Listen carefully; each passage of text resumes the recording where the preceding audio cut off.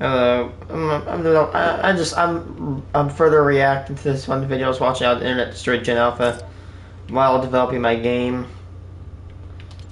Oh, there's the one, and there's one over here that was spawning monsters when it didn't need to. Are you spawning monsters at games? Nope. What about you? I actually think you're off. No! Ow, didn't get that one. It's okay. We just gotta slowly root out the ones that are spawning them. I don't know if I'll root them all out, but I'm gonna have game dev tests to see if I can get them all. See how many seconds it takes for each one of these scenes to change. 1, 2, 3, 1, 2, 1, 2, 3, 1, 2, 1, 2, 1, 2, 1, 2, 1, 2, 1. This epidemic of overstimulation can be compared to the feeling that you get from substances, hence why Cocomelon is so addictive to children. And it's not just random TikTokers, instead this actual childhood experts have chimed in agreeing that Cocomelon is too overstimulating for kids, which can lead to addiction. Cocomelon watchers are usually between ages 2 and 5, which are critical years when it comes to early childhood development. This is the time when kids are developing language, creativity, and social skills. And shows like Cocomelon have possibly only made these tasks more difficult. And not to mention the disturbing influx of Elsagate content that's taken over all of the kid-friendly platforms. And I have a whole separate video of that you can watch. All of this inappropriate content not only has caused concern for Gen Alpha parents, but also for teachers as well. Because not only are kids becoming more addicted to screens, but they're also doing much worse in school. The dumber generation. It's a common theme in social media for people to say that Gen Alpha is considered one of the dumber generations. The more kids become addicted to their screens, the harder it is for them to live a life away from it. That includes during school hours. It's as if kids are having a harder time paying attention, likely I feel like for me it's almost the opposite. I'm pretty smart, I'm not gonna lie. I'm not Albert friggin' Einstein of all people. I'm not 300 IQ man that's gonna destroy everybody within 3 seconds. I'm not like a guy who'd like literally whoop you at chess. I'm actually kind of average at chess, like really average. Like I'm not like I'm not like extremely smart, but I'm a pretty smart guy, you know. Like I know about radiology. Not radiology. I know all about nuclear science. All about meteorology and all that stuff, and just general areas of science. And hence a shorter attention span. Teachers around the world have been going viral on TikTok after sharing. No kidding. And people who say that TikTok is reducing your that's not it. Sorry, I can't talk. People are saying that TikTok does not reduce your attention span. Think again, because guess what? My dad has used TikTok for probably about 2 years now. And he will barely listen to me when I talk to him. It's really a bummer because, like, it's true. People lose their attention spans when... Who did that? They lose their attention spans when they are using TikTok, which is a little bit scary. Concerned they are about the educational development of their Gen Alpha students. They've said that students are now reading and writing at several grade levels behind, with a large majority of kids being unable to understand basic literacy, spelling, and grammar. If 8th grade kid could not spell a single word. 8th grade words can't spell. Discovery, expect, regular, memorize, commitment, unique, recognize, particular, specifically, and accomplish. 8th grade, dude, I'm bad at English. I was probably definitely not the best at English at that time, and I could do better than these kids. That's embarrassing. And I have a learning disability too. Great. TikTok user QBski is an elementary school That's teacher a joke. from Atlanta, Georgia, who took to TikTok to express his concern for the students in his class. He said that although he teaches a 7th grade class, many of his students are nowhere near that level of education. I think 7th grade, they are still performing on the 4th grade level. Everybody's talking about how they just keep moving past them on. I was getting girls in this grade, they're gonna move that child to 7th grade next year. This teacher even stated that some of the students in his class perform at kindergarten, first, second, and third grade levels, even though they're just 2 years away from entering high school. And he's not the only teacher that feels this way. I think that's one of the more affluent schools. I'm gonna tell you that these babies cannot read, they cannot write, and they cannot comprehend. I'm not being funny. I'm being dead serious. When it comes to high school kids, That's it's scary. not much better because the creator, Cool Nace, aka M, said that her 10th and 11th grade English students were only capable of performing at the 6th or 7th grade reading level despite being in their upper years of high school. And other sources continue to claim that Gen Alpha kids don't only have poor learning skills, they have poor behavior too. Yeah, no kidding. Misbehaving in the classroom has become the new norm, and when teachers like N try to discipline them properly, it doesn't work out. My principal told me you can't do that in Georgia. They have to take discipline out of education at this point, especially in Georgia. You cannot use the grade book to implement any kind of discipline. Are or you any kidding kind of me? enforcement. You can't discipline. Without discipline, there is no improvement. Our kids. But it's not just attention disorders that are at fault here. The internet has also given Gen Alpha a golden ticket when it comes to cheating their way through school. ChatGPT. Now- Tools like ChatGPT can easily help You know what, teach honestly, could I did not like English or any other classes. I could easily have cheated my way through. What the hell is my character doing? I could have easily cheated my way through, but I knew that if I did that, I was gonna get caught. And plus, if I do cheat, there's no way for me to get smarter. And if there's no improvement on my end, there's failure. I could have used Chat GDP, but I actually didn't. And a lot of people were, because yeah, I know, again, you were gonna get caught if you use Chat GDP, and plus, you won't learn if you use it, you know what I mean? And if you don't learn, you fail. Like, you'll get your homework done, yes, but if you go on a test, you're gonna absolutely bomb. And listen, some people are gonna say, oh, maybe you're just like a freaking, like a school geek, whatever I am. I'm not the biggest fan of schools, okay? There's a lot that they do that are absolutely horrendous. Like, there are a lot of other countries that literally ace the school system. We are not one of them. homework in seconds. The shift has reduced the emphasis on work ethic along with valuable life skills like critical thinking and communication. Without these skills, Gen Alpha has become prone to all sorts of influences because since they are so conditioned, this kid is playing Minecraft while on shorts. Most of what they see on social media as the truth, without researching for themselves and questioning it. Everything they see online is immediately taken as a fact, which is detrimental to these young, impressionable kids. And companies are taking advantage of this. They're targeting a demographic that they shouldn't be. Kids. The gullible generation. Anywhere you go on the internet, you are destined to run into an advertisement, whether on the TikTok shop or just casually scrolling on social media. Marketing has evolved from billboards and newspapers to scrolling on your phone. Adults are able to understand what an organic piece of content is versus a paid promotion, but young kids are less perceptive of this. They use viral trends as guidelines for what they should or should not like, even if it's not meant for them.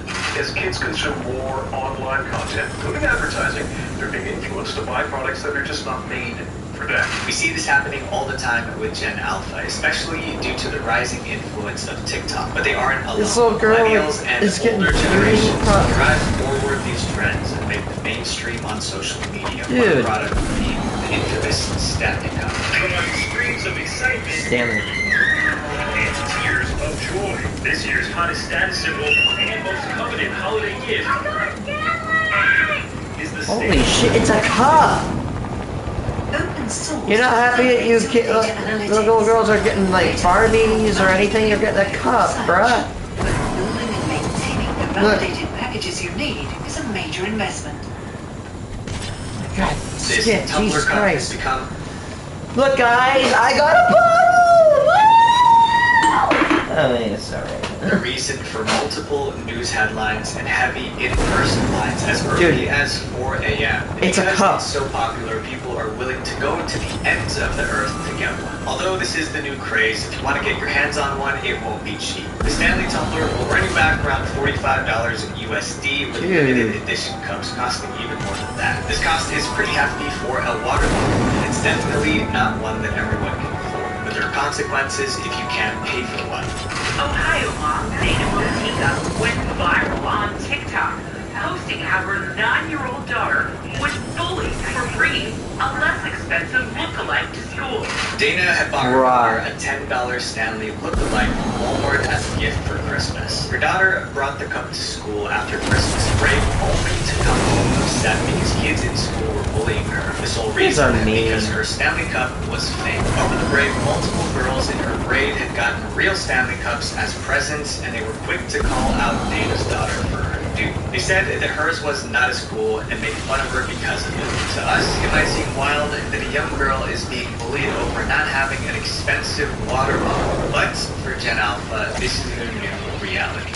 Gen Alpha has become possibly one of the most materialistic generations ever. With so much advertising being shown at their young eyes, these kids feel the need to buy everything they see or face the fear of not fitting in. And it's not just Stanley Cups that have proven this. Earlier this year, the beauty retailer Sephora made headlines after multiple story times about Sephora 10-year-olds went viral on TikTok. Viral clips have been going around of kids going in Sephora making a big mess. During this trend, dozens of people flooded the TikTok For You page with their own personal horror stories with Generation Alpha shoppers at the makeup store. They complained that the kids were rude and had no respect for anyone or anything in the store. I'm in Sephora right now. I'm going to count how many 10-year-olds I see. 1, 2, 3.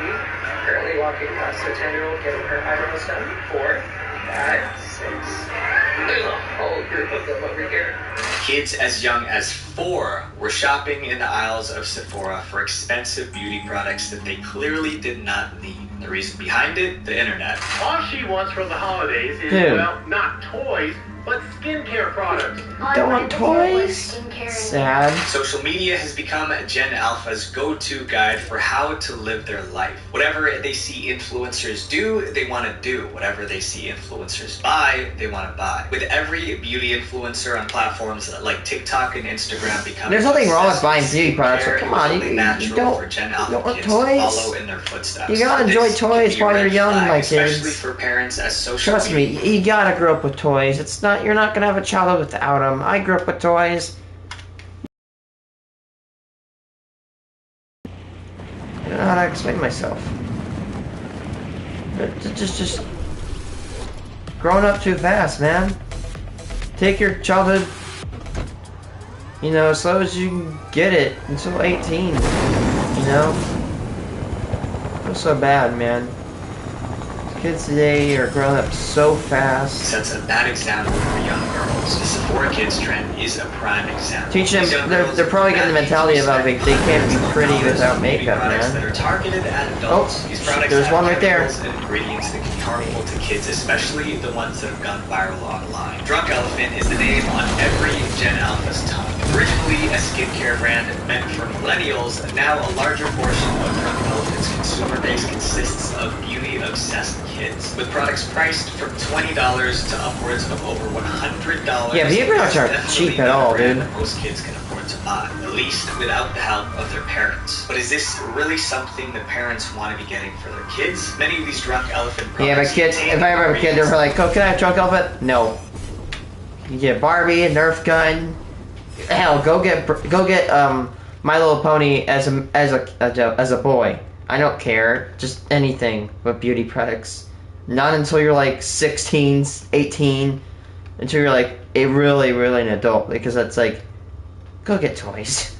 Peptides, acids, and all come on. damaging to youthful skin. Come on, go get yourself a Nerf Percy's, the beautiful gun. I think this actually went down by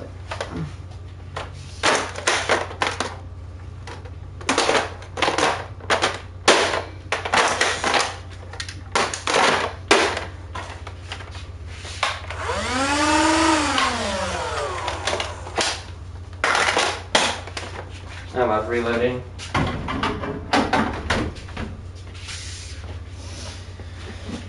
This is a cool gun. I love the Percy's. Retinol is a form of vitamin A that's known for its anti-aging effects, with higher concentrations being used to I hope these kids ain't getting botulism put in their face. Are regularly found in beauty products and are definitely not meant for young girls. But it's not only physical health concerns parents are having about this growing obsession with skincare and makeup. It's also the mental effects too. Social media is doing this, and this could be setting up a lot of young girls with issues that'll follow them well into adulthood. Young girls. This is what I said. Like they might get the mentality of, oh, if I don't wear makeup, then I'm not gonna be pretty. I'm not gonna be perfect. Like, because kids, they'll do what other people do. You know what I mean? Like, for example, you know, if their mom goes shopping for beauty products, they might go too. If a kid's dad likes, like if a boy's dad likes going hunting, then the boy one day might hunt as well. You know, we do what we see people do around us. It doesn't even have to be our own parents, right? Like, even, it's definitely when it comes to like internet challenges, we literally do things that people on the internet do. Oh, I forgot about these two right here. You get where I'm going? With societal beauty standards and ever-changing trends in fashion and beauty. And for Gen Alpha, this pressure has only increased with the influx of social media influencers. They look up to influencers more than they do their own parents. But is this influence positive or negative? I'm addicted. Gen Alpha is social media obsessed. It's said that by the age of 1, the average Gen Alpha kid already has over 100 pictures of them posted on social media. Almost every Gen Alpha kid is on social media. Hey, by the age of what? Age of 1, the average Gen Alpha kid already has over 100 pictures of them posted up. No. Why would you... The earliest you should post your kid on the internet probably should be nothing less than like 15. Even like under 18 photos, you really want to be careful because there's some weird ass people on the internet. You really want to be careful. Because, again, weird people, weird people on the internet, like, why would you want to post? And what if the kid, you know, I've met a lot of kids, right, like, in my high school that don't like when their photo is on the internet, you know what I mean? I've met a lot of kids, they're like, oh, I don't want to be online, and that's perfect, that's fine. And to see that they're, you know, see that their privacy is violated before they can even talk is just insane. Social media. Almost every Gen Alpha kid is on social media. It's their main form of communication with their friends and where they get the latest news. But their social media screen time is often unregulated by parents, so there's no telling what these Gen Alpha kids are watching on their devices, and that's the scary part. Although most social media platforms have age restrictions or content guidelines, are you 18 plus? No one answers no. Just by lying about their age. And regardless if the platform is meant for younger audiences, anyone can break the rules by posting inappropriate content anyway. TikTok, the most popular platform for Gen Alpha, is a mishmash of all different sorts of content. The For You page throws a bunch of different videos together in endless scrolls, showing users the type of content that they like, as well as new content that they've never seen before. One of the most common trends that you can find on social media is thirst trapping. This form of content is meant to attract attention from viewers, usually in the form of posing, dancing, or acting seductively. Although the nature of this content is meant for a much older audience, there's a ton of kids participating in these trends without realizing its implications. It's become more and more common to see a Gen Alpha kid dressed up in revealing clothing making thirst trap content, which in itself is already unsettling. And not to mention, there's no telling who's watching or saving this content. Exactly, online, creeps. Which can leave them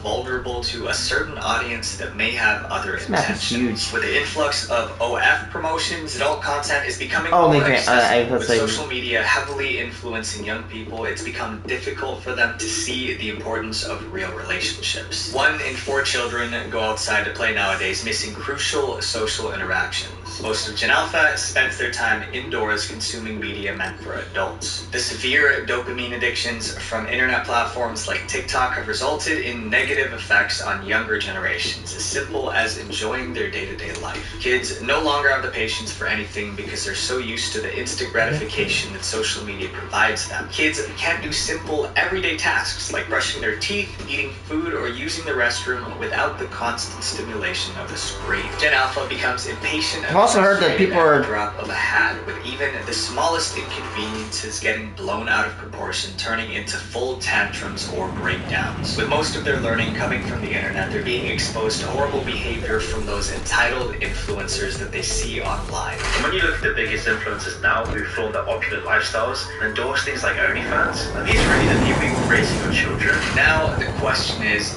Generation Alpha really doomed? I've talked a lot about the problems of Gen Alpha, but there are still many strengths that they have. Gen Alpha has access to more resources, knowledge, and tools than ever before. They're living in an exciting time, with technology advancing at such a rapid pace and them being so adaptable to it. If they're able to use the internet for good rather than bad, they can become some of the most intelligent people on the planet. And they're also born with empathy really good inside thing them. too. The future can be bright for Gen Alpha. All they need is a little guidance and a push in the right direction. We, as people who care, can monitor what our siblings are doing on social media, and as adults, we can teach our kids the value of hard work, and we can be better examples for them to follow. Friends, it's time to stop the internet from destroying this generation. Visual Venture. Visual Venture is pretty good.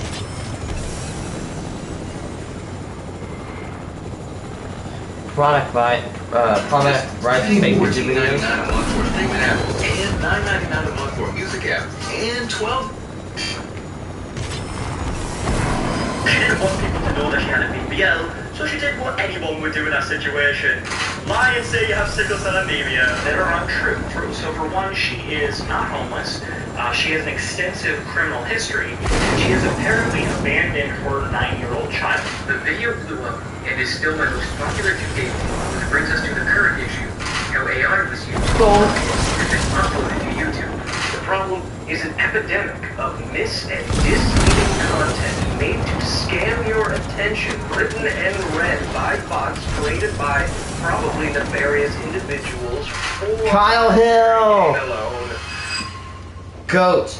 Since 2005, YouTube has been the #1 source of entertainment on the internet, from simple vlogs to massive productions. But over time, things have changed. Of course, there are still content creators that genuinely care about their content and their audience, but there's now an increasing number of YouTubers that are only in it for one thing: money. With creators being able to make millions of dollars through ads and sponsorships, this has made YouTube a cash cow for a lot of people. While being able to make money on YouTube is obviously an amazing thing, some YouTubers will do anything to bring in the dough. This means clickbaiting, stealing content, and even faking entire productions. They'll create viral content no matter the cost. My name is Visual Venture, and I hope you guys have a wonderful day ahead. The art of making fake pranks. If you're looking for a million views, here, I'm just gonna say this right now about pranks.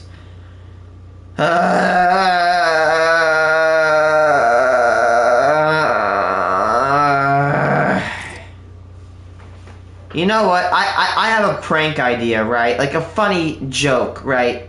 An actual good prank. Maybe not be the funniest, but I want to go into. Hope it might actually get me arrested if I'm unlucky. But morning. Oh, what are you gonna get arrested for? Go to stores, but only spend $2 bills. Because the people's reactions to looking at a $2 bill is funny.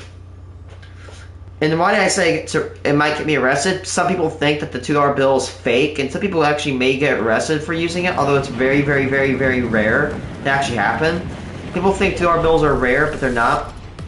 Or even funnier, go to a store and you, like in this thing right here, there's a $1 print sheet of $1 bills. Here, I'll show you. See if I can get the cap off. It's really hard to get the cap off. Oh, it's bending my pencil. Nope.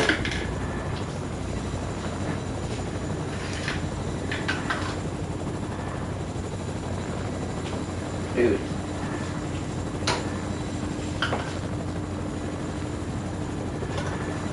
Look at this, guys. You want to see something cool? I got this for my birthday.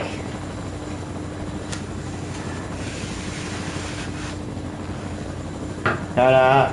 Real money, by the way. Where is it?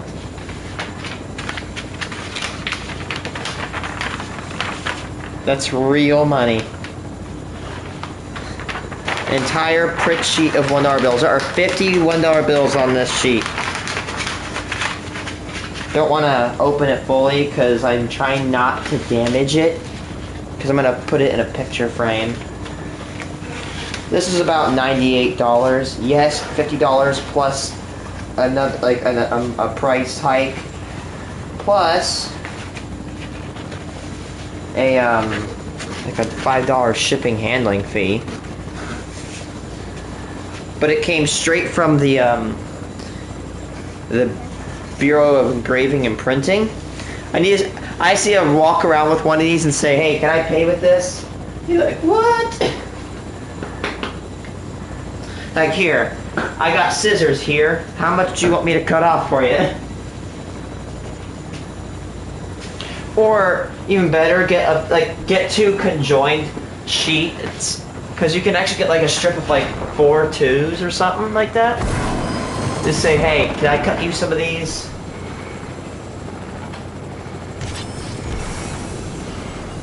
Videos are a good way to do that. Since the days of prank versus prank and Vitality, this genre of content has become one of the Vitality, which makes sense. The victims give off the best reactions when they're caught off guard, and it's entertaining to see how they react in real time.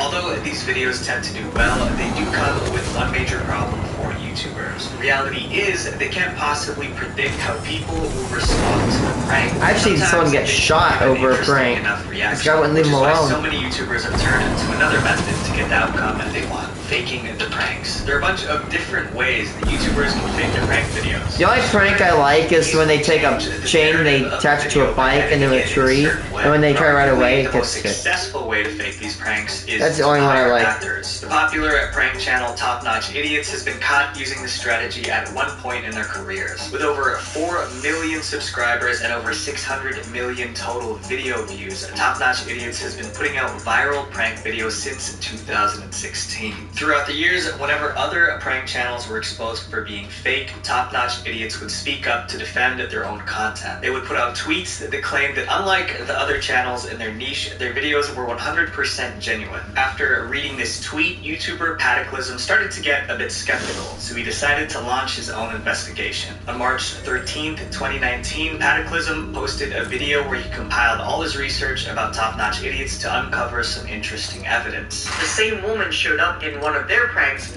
as well as Patty Mayo's Bounty Hunter series, which is a series that was proved to use actors.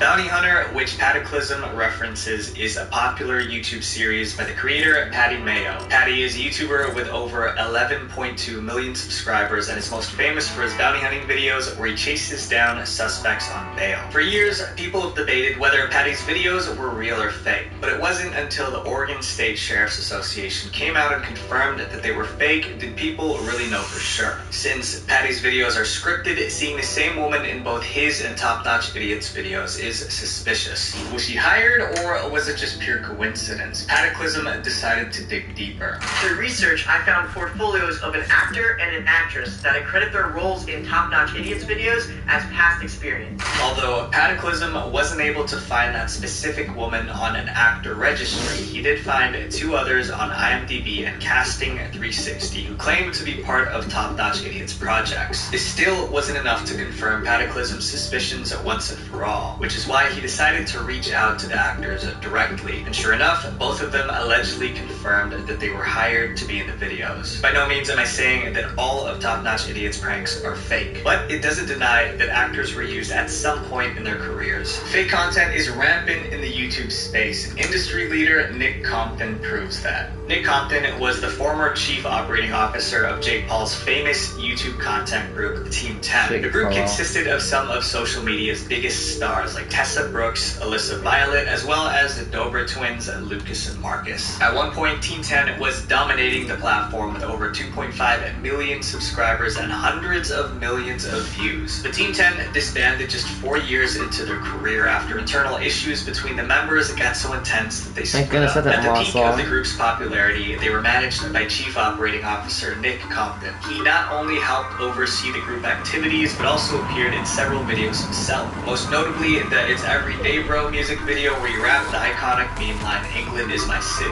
What is that?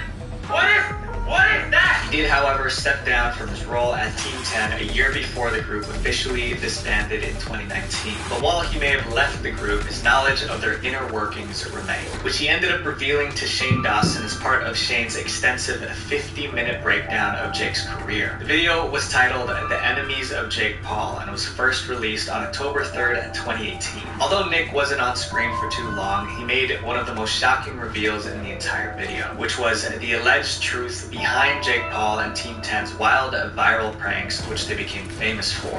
Was some of the pranks, like the bigger, crazier pranks, were planned. I feel like pretty much everyone that's a little bit older knows that it's all fake. It's all! But that wasn't all. Nick also went on to reveal that allegedly a lot of the drama between Team 10 members was also fake, or at the very least exaggerated. In the fall of 2017, the Martinez twins, who were OG Team 10 members, posted a video called "The Truth," which talked about all the drama that was happening behind the scenes with Jake, Nick, and the other members. One thing that they mentioned in the video was the fact that Jake and the rest of Team 10 destroyed their room after they announced that they were leaving the group. Goodbye, Martinez room!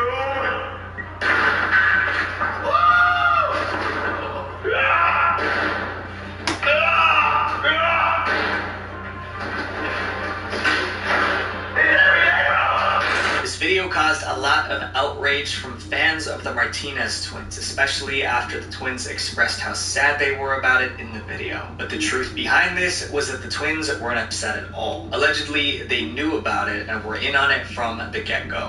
They did know. It wasn't even a room, it was a fake room that we built. We made them a fake room in the living room and then destroyed it. You built it to destroy it, basically. Yeah. Some say that faking videos here and there is part of the YouTube game, but some YouTubers fake everything, that their entire life turns into a lie, faking lifestyles for clout.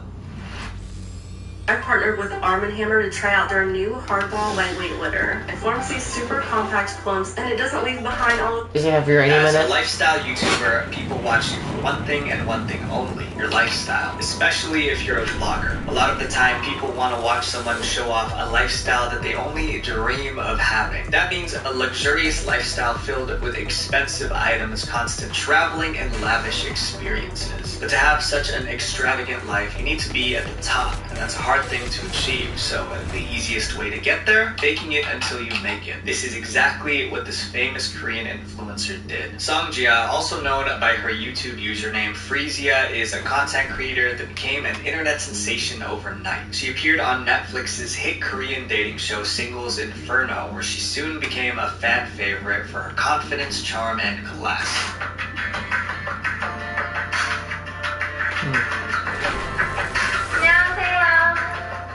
During her time on the show, Jia was loved by both the cast and the viewers. She was constantly praised for her attractive looks and personality, which were only further highlighted by her fashionable style. Despite the show being filmed almost entirely on a hot island, Jia didn't let that restrict her fashion. In every episode, you can spot her wearing clothes from different designer brands like Chanel and Dior. Many fans soon started to associate Jia with the upper class, assuming that since she was wearing so many luxury items, she had to be rich. Through the show, Jia gained thousands of new fans that wanted to continue keeping up with her after Singles Inferno ended. so they flooded her social media channels with countless views and likes. Prior to joining the cast of Singles Inferno, Jia was already a relatively popular YouTuber, but the dating show shot her to new heights, taking her from a normal content creator to a viral influencer globally. With so many new eyes on her, it made Jia much more vulnerable to people who wanted to tear her down. And eventually, those people found something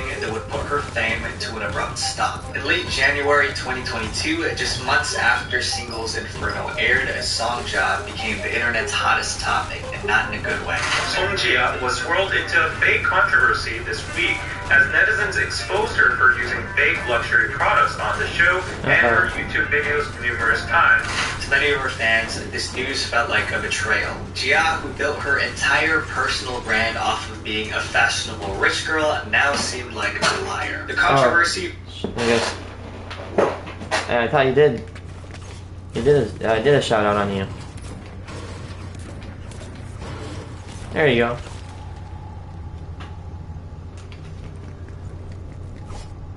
Oh, they make sounds.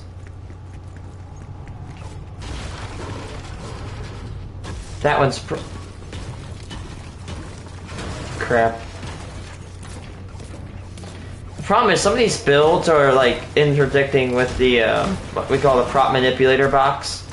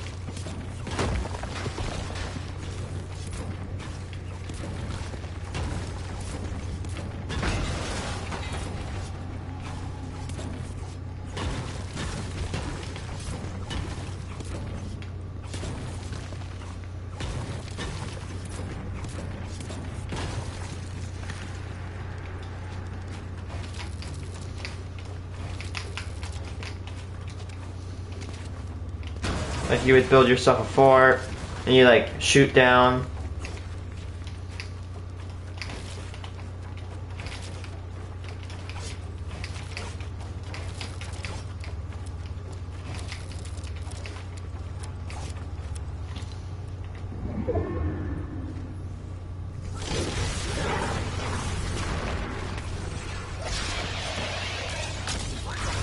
There we go, that's where the zombies come out to play. Particularly struck hard with her South Korean and East Asian fans. They started picking apart all of her past videos, dissecting vlogs where she was in her luxury apartment or in expensive cars to question what was real and what was just a facade. Following the scandal, Jia and her management wiped hundreds of videos off of her social media profiles, leaving up only this apology video. 최근 논란이 되고 있는 가품 사용에 대해 인정하며 모든 것을 제 잘못임을 인정합니다. 유튜브를 하고 있는 사람으로서 모든 행동에 신중하고 조심했어야 하는데. Immediately after this video went live, Jia went off-grid to hide from the backlash. She ended up leaving the internet for months before returning after the incident was buried under newer social media controversies. Since her return to YouTube and content creation, her popularity has slowly. Wealth is just one side. Pretending to be broke could possibly be even worse. My name is Ariana, and I am homeless.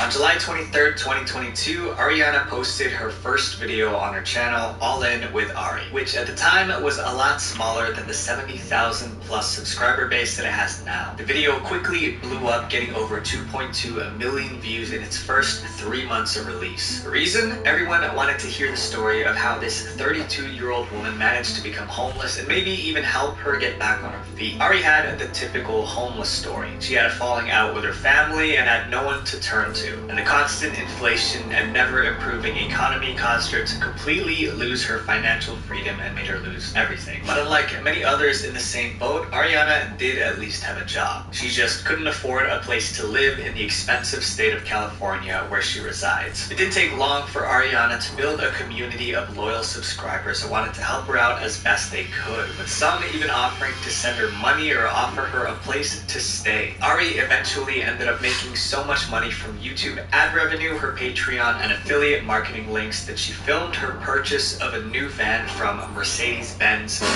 But like with any internet sob story, Ari was met with almost as many skeptics as...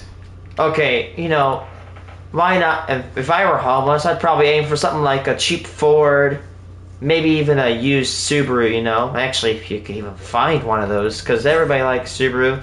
No one wants to give away their used Subaru. No one does. I don't blame them. But yeah, I don't want to be that person, but yeah, a little bit skeptical, because she's buying Mercedes-Benz, which are pretty notorious for being a little bit expensive, and are kind of a pain to work with. I think my boss has one, and he tells me how difficult they are to work with, to a degree. Had supporters. There were people that were quick to question whether or not she was truly homeless or if she was just doing this for clout. The interesting part is that it didn't take an outside person to expose Ari. She did it herself by contradicting her own words. The world of once human experienced the catastrophic events known as Stonewall. So she states that she moved to LA and left everything behind in Arkansas that wasn't important to her. Also in this video, she states that when she first moved out to LA, that she stayed with family, and even though it wasn't the best fit, she chose to be homeless and live in a car. Ari openly admitted in her video that she wasn't homeless due to consequence, but rather by choice. She decided to live in her car because she didn't want to be with her family, even though the option to live in a real home is available to her. With every episode, Ari's story got messier and messier, and soon she created such a complex web of lies that she couldn't keep track of, which made it easy for Scott Schaefer to figure out the truth. So for one, she is not homeless.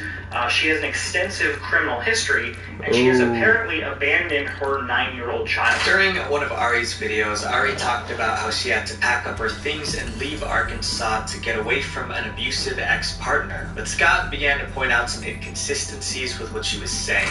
She talks about exactly where she is living in Ventura, and now she's living in LA County. She talks about exactly where she is living. Whoa, no, not 10,000 help. Like she claims in this video, why would she put all this out here that this guy can very easily find where she lives now? His investigation found out that she lied about her entire identity. This is her. I'm not doxing her. This is all public information. Anyone can look this up. But her real name is Ronnie Ann Spurt.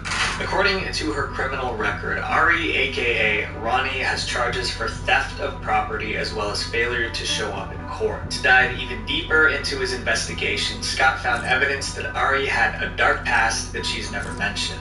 The defendant got into an altercation with her mother and was forced to leave their home. You can see that the father is actually claiming that the mother, Ronnie or Ari, has actually been hospitalized for mental issues in the past. Due to her mistreatment of her child, Ronnie ended up losing the custody battle between her and the father, with Ari's true self coming to light. Okay, I'm gonna start the party. Wait, no, I'm... Join.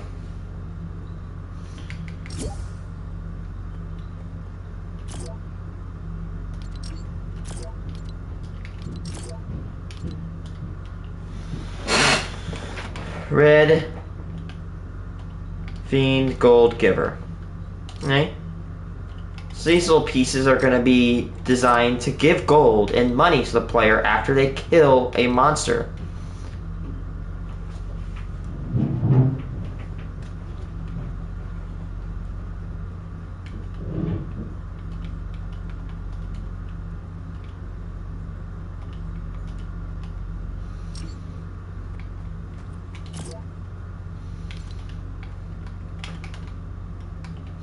Manager. I should put manager at the end. Manager.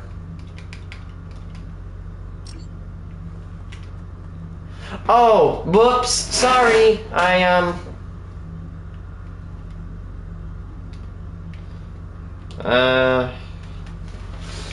Wyatt the Guyot.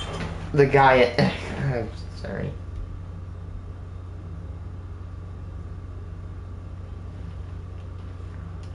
Gold giver. Manager.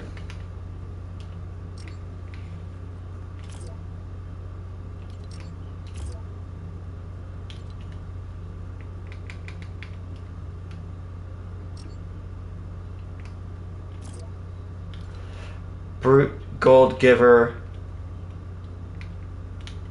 Hello, manager. Alright. Red brute gold giver manager. Because this is the manager right here. I could make a little baby brute, a little baby zombie, like 10 million health. Which, why? That would be hell.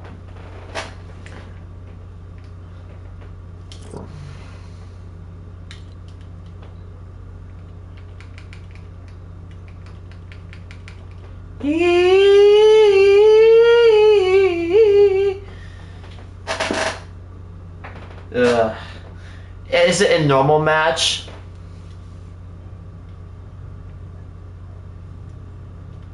Dude, good luck with projectile-based weapons. Oh yeah, I didn't mean to actually join your party.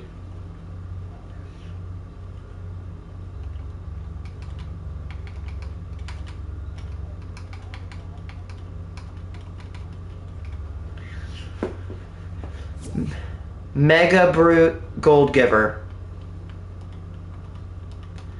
So, manager, right? So we have 6 types of brutes. We got the Fiend, the Red Fiend. No, 6 types of Fiend. Right, we got Fiend, Red Fiend, Brute, Red Brute, Range, and then Mega Brutes. Now, I'm gonna spread a few. Get back actually.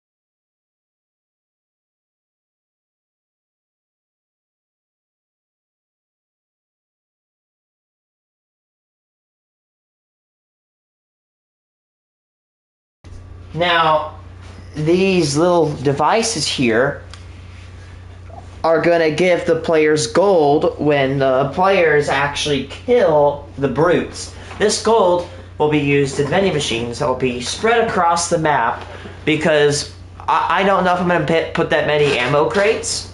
I may actually put...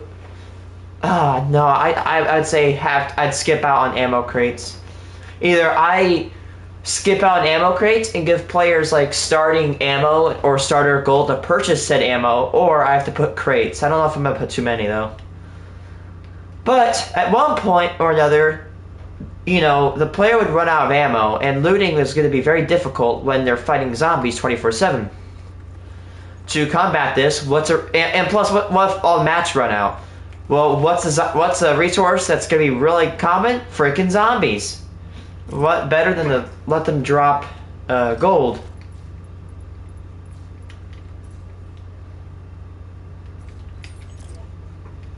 Okay, so you want enable on game start, yes. Receiving players. Triggering player. On grant action, keep all. Grant current item. Grant condition. Always grant on cycle, no. Equip granite, no. Remove, I'm on grant, no.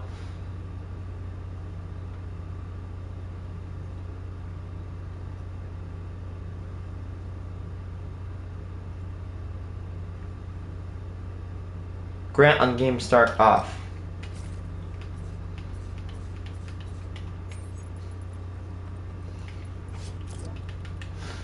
Okay.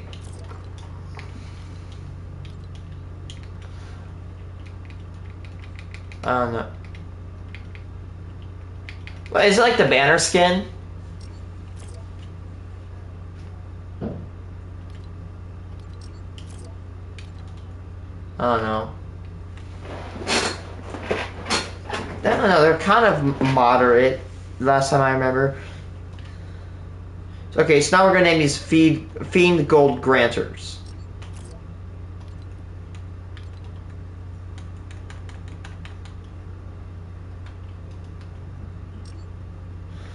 Now we're going to go down and we're going to name them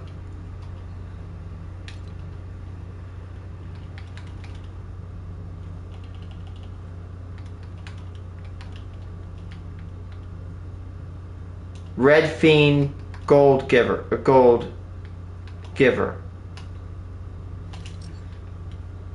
It's really good. Even in coding, it's good to... In game devs, it's good to name your assets. Brute Gold Giver.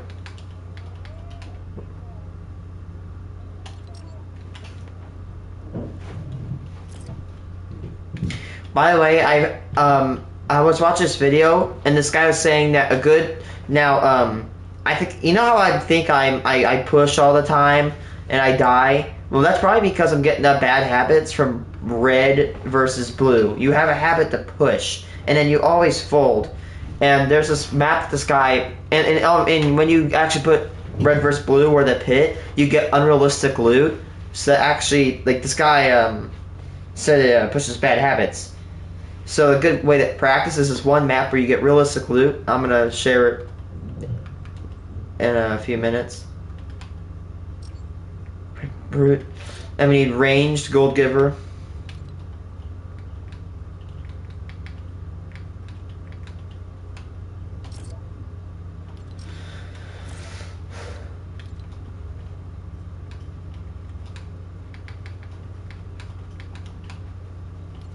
Okay.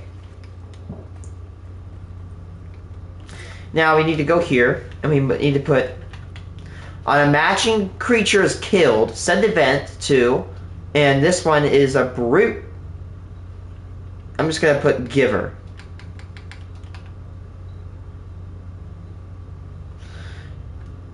So this guy is a fiend. Fiend Gold Giver Manager.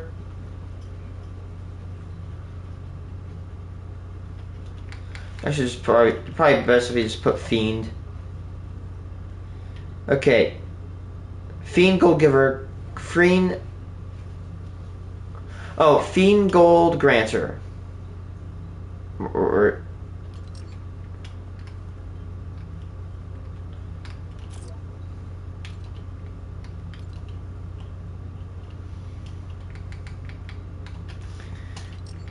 Okay.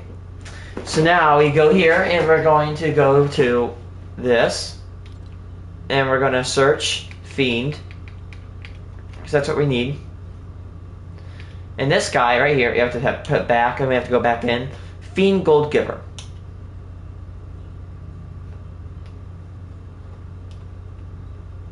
Okay, select function, grant item, and there we go. That should do it. Red Fiend. So all you gotta do is put Fiend because it's just Red Fiend Gold Giver. Select grant item. Now we need to go to these brutes and do the same thing. And the good thing about doing gold and having a gold-based system, I was going to make it where you spend mats, but again, let's say this game might be long-term. I'm saying probably half an hour plus. But brute. But here's the thing, if that was a long game, the mats are going to dry out, whether you want to admit it or not. So the best idea is to take gold and have the players spend it on ammo, they spend it on, other types of equipment and other things. So yeah, brute, gold giver, grant item. This is a red brute, so just all I gotta do is just type in the brute again.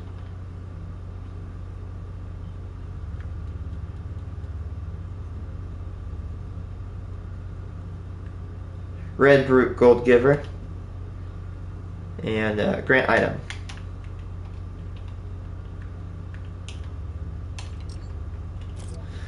Now this guy's arranged.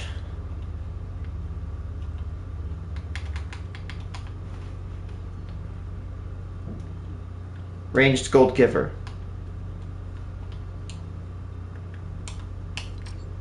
And this guy is a mega brute, but we probably only put in like, let's just go the extra mile and put mega.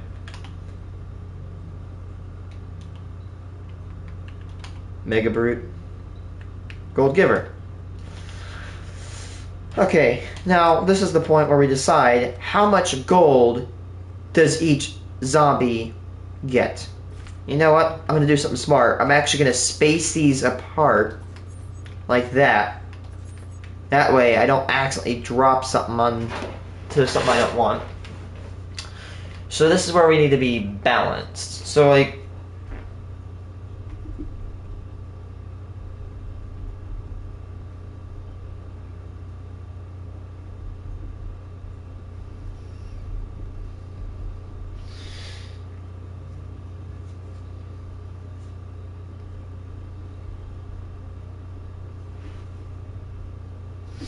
I need to find the health values. I don't know though. But obviously, I think what's it called? I want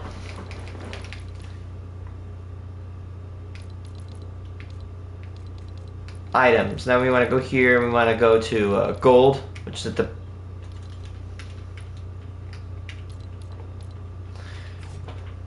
We can go 5.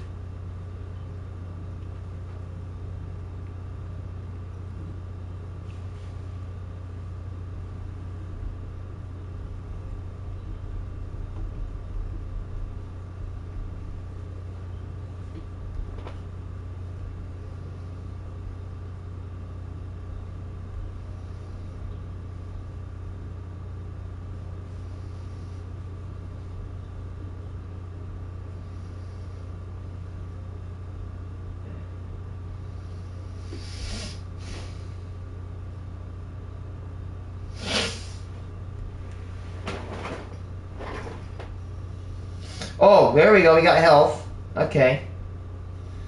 So a Mega Brute, which is one of these guys right here, has 3,000 HP.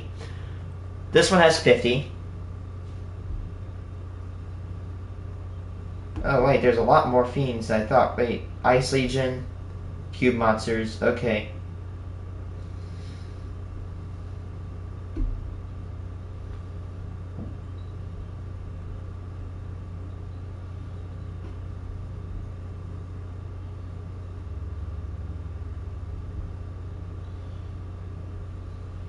Okay, so this one has 50. Elite Ice Cube, which I think is the red one, which I think this is 200. The range one has 50. The Cube Brute, this one has 300. This one has 600. Yeah, there we go. Let's so 50, right? I think to start.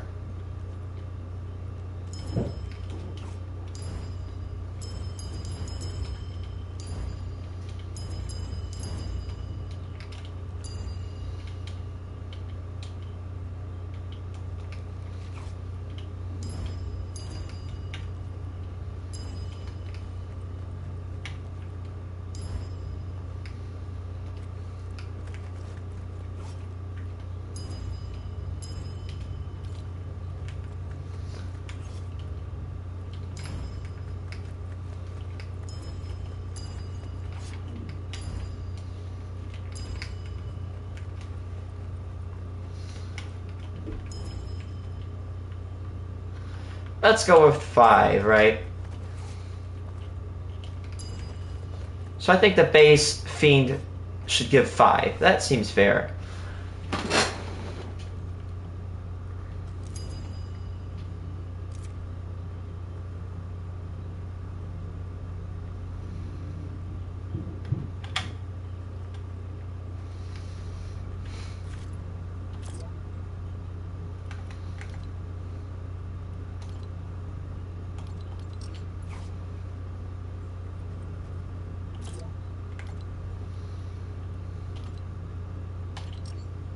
Oh, you can just do that.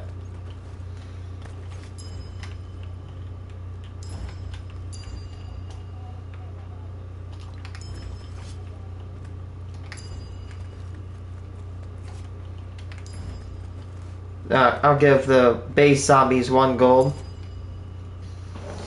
Let's see, the elite one has 5, has like 4 times.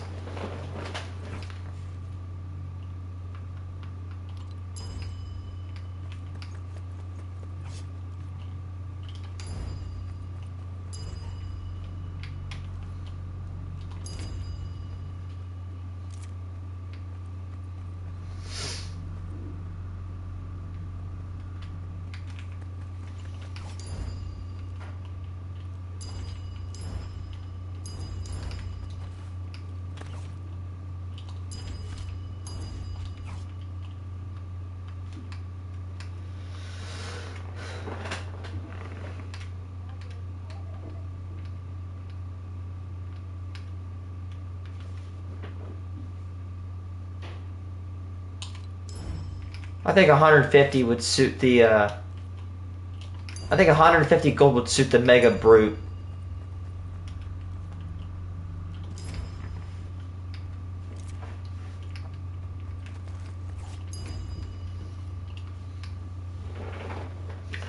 Let's see, so,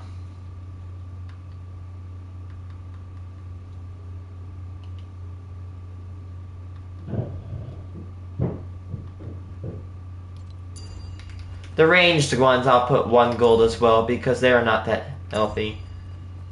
Actually,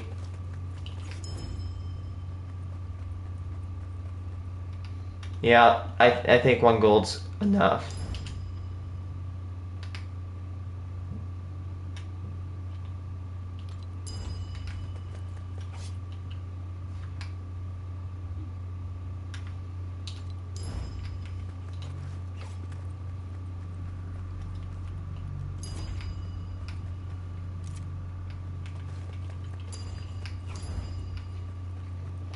Now for the brute, I think it should be 10. Or, yeah, 10.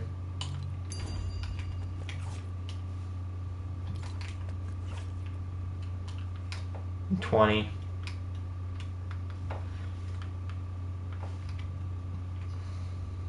25 for the other ones.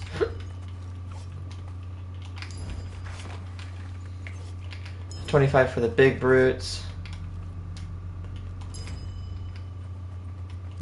Might have to adjust this, which is why we do some field testing.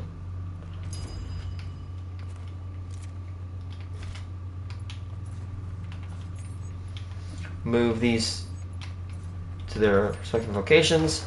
Yeah, that's cool. They're all nice. What is this? Grub?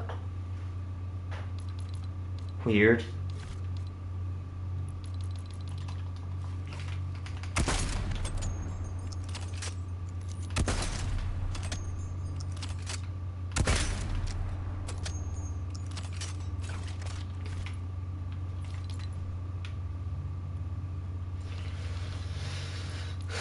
The problem is if we add these to vending machines, they're going to take up some space. I worry about the vending machines that they'll like take up space because like watch if we move them away.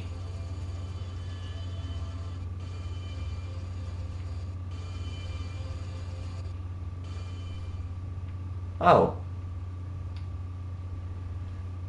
Usually if you like the thing is with Fortnite things and you place them, the first one's gonna be a little bit expensive, but then the second and more will like be less, unless like less expensive in memory terms, unless you move it away. But that doesn't seem to apply to vending machines.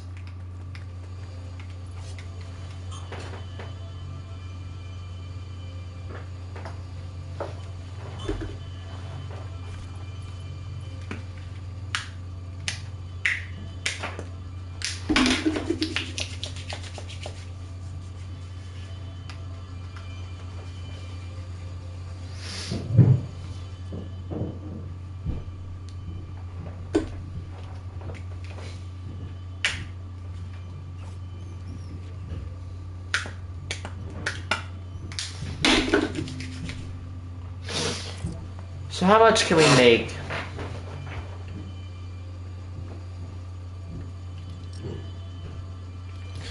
Let's do like a placeholder. Yeah, what better than to do a placeholder than our typical, original, fan-loved Golden Sky. When you drop an item onto this,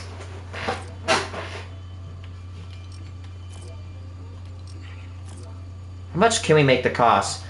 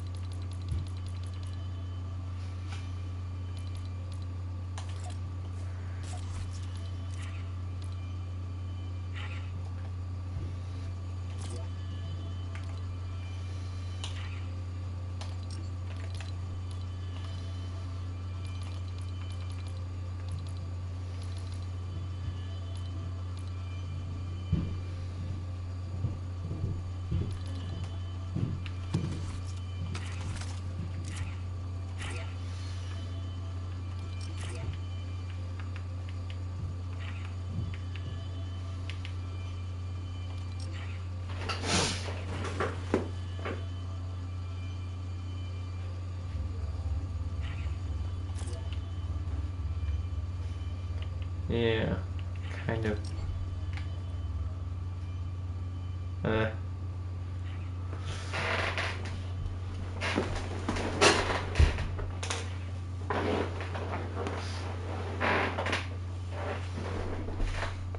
Dude, I am not jealous of truck people because, dude, I rode a F-350 and they ride so bad. I couldn't imagine riding in one because I'd almost puke. They ride terribly.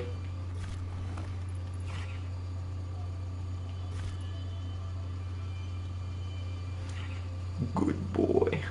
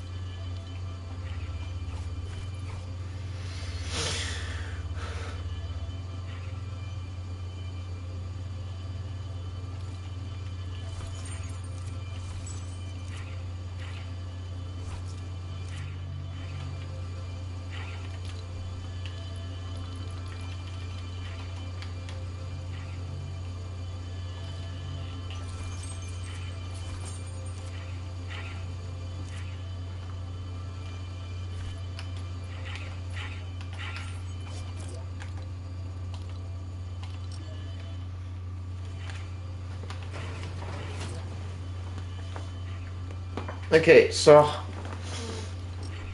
first item is on this is bullets. So 100 bullets I think should cost 10 gold. That's not bad.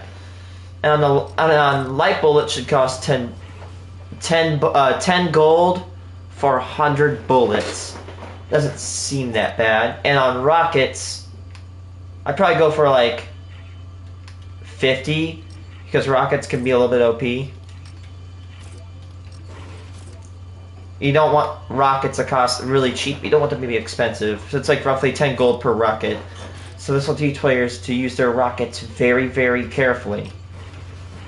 Heavy ammo is our first object on here. It will cost probably 15. Shotgun shells I'll probably do 15 for 50 rounds. Actually, I'd probably hit up to 20. For 50 rounds of shoddy, by 25. Again, if the values are too high, then I'll put them down. I'll put the price down. If they're too low, I'll put the price up. You want to have a clear balance.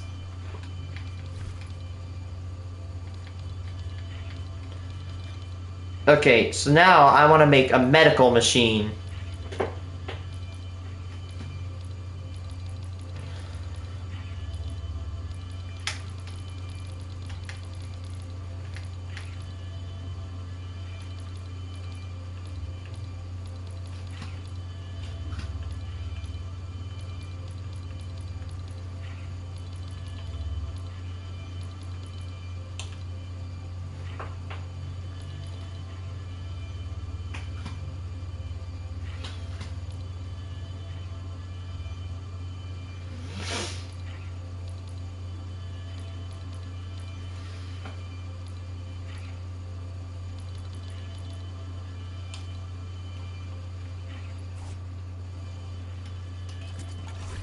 I might actually... Oh, shit.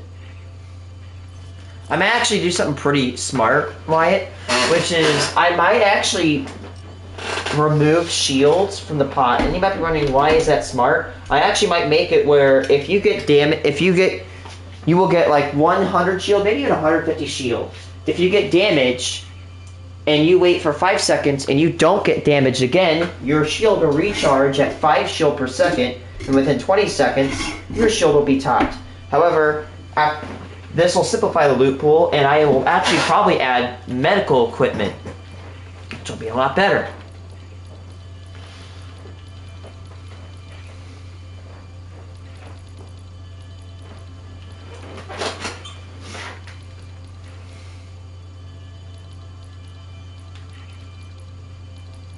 Where is the bandies?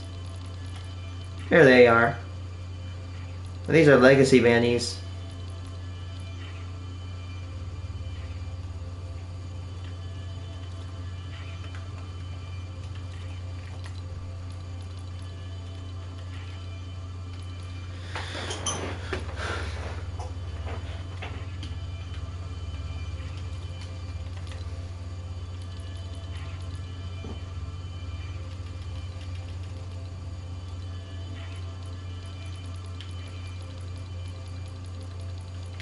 You know, I have an idea. Since it might be a high pace, I might, instead of going like for 5 bandies, I'm just go for a nice, 15, a full stack. Let me guess, full stack? I wonder how high you can stack Slurpees. I think it was like 2. Yep, it was 2. It's still 2. Apparently Slurps are really powerful.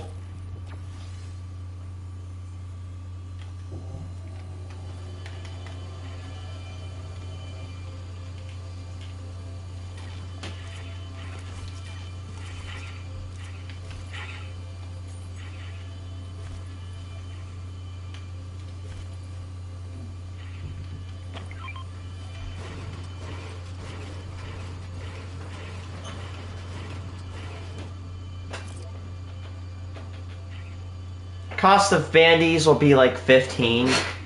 15 for 15. So 1 gold per bandy.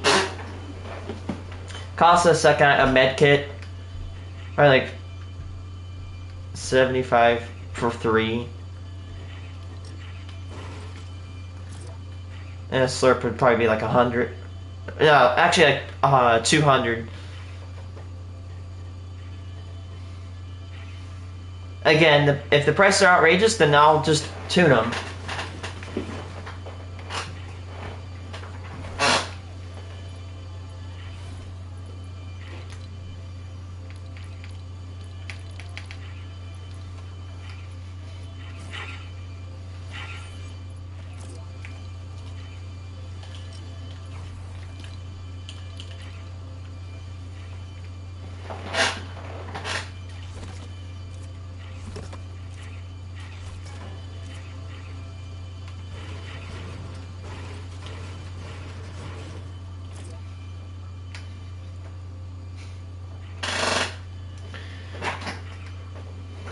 This is kind of weird because usually, you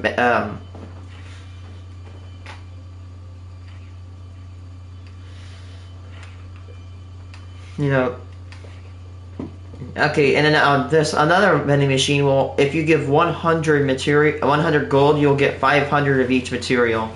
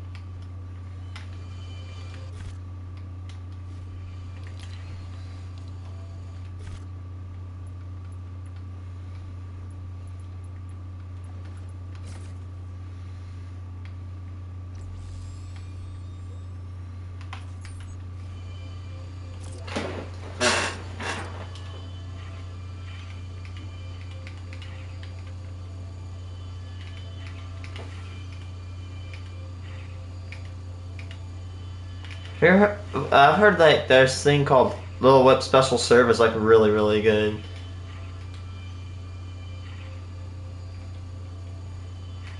Little Whip Special Serve. No, it's a healing item.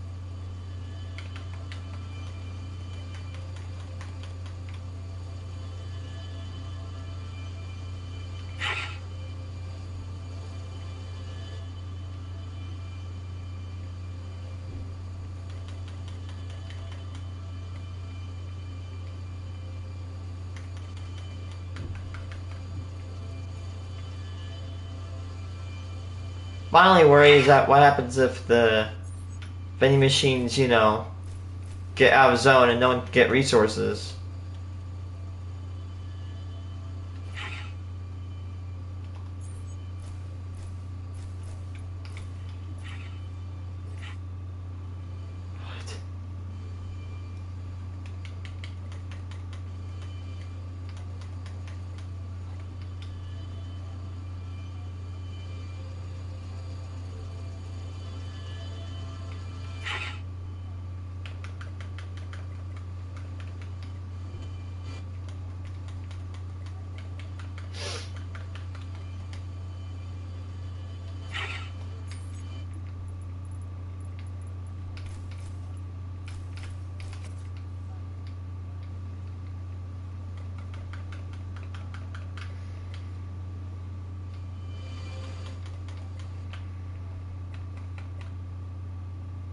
Bruh.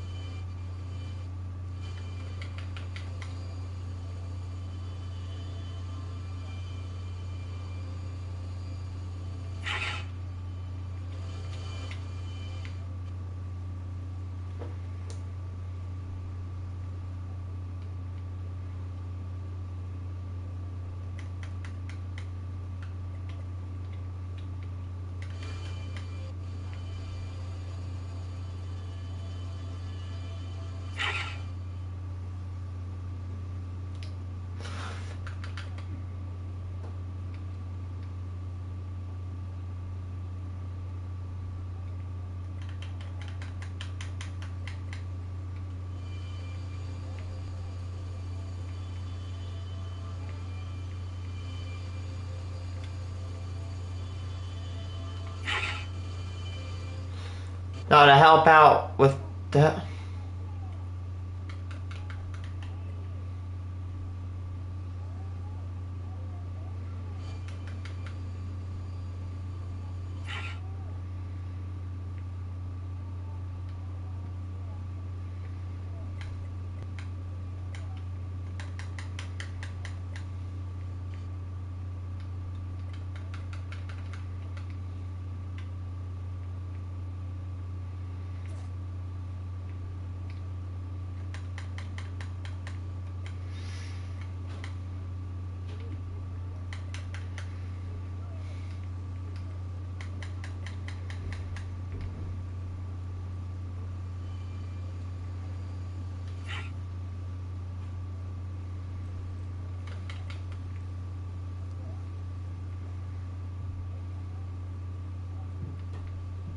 Uh,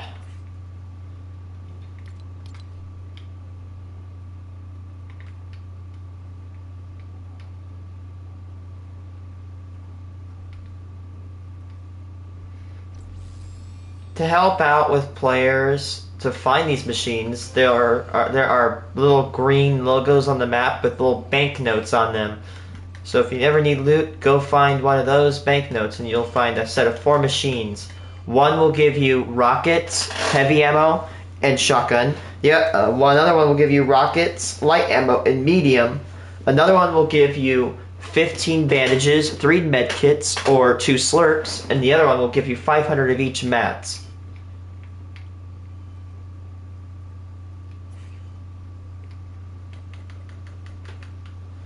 It was like, give me a second.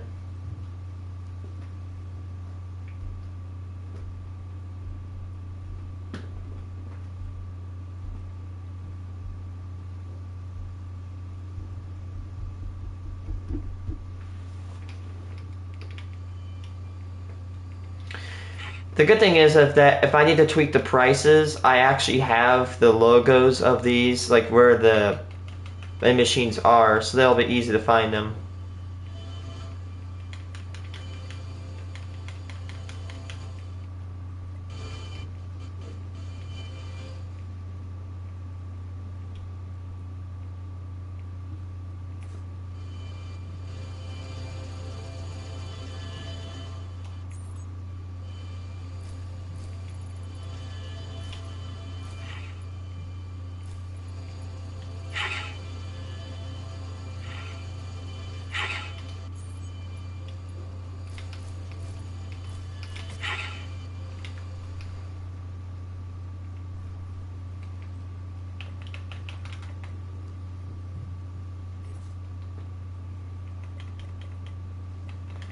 Give me a second. Give me a second. History.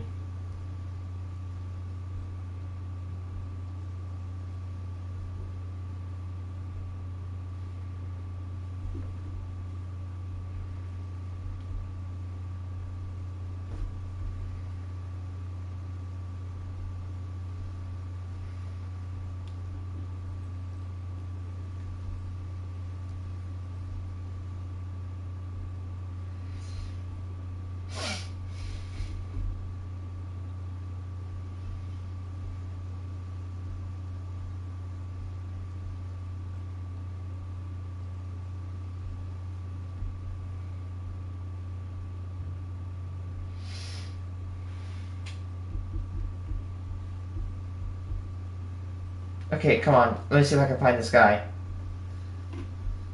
It's like get 10 times better at Fortnite. Zero build. Zero. Like someone like Toby. Where is it? This guy. Toby 1 Shinobi. That's him. Yup, here it is. Here it is. So much. What's okay? Ride, and that means that the first map that I'd recommend is the Shinobi Free for All. 2303.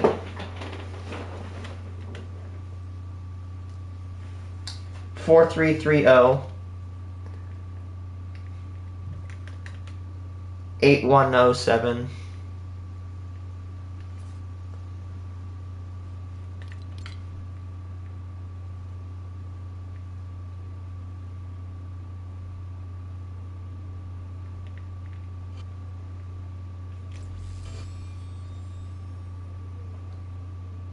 What?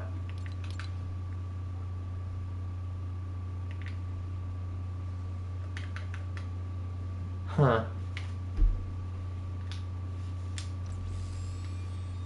Load in, see if... Load in and check it out.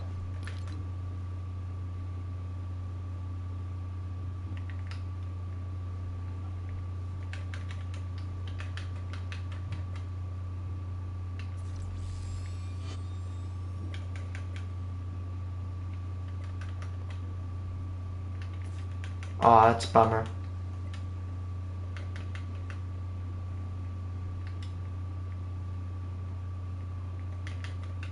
This video was uploaded 2 days ago.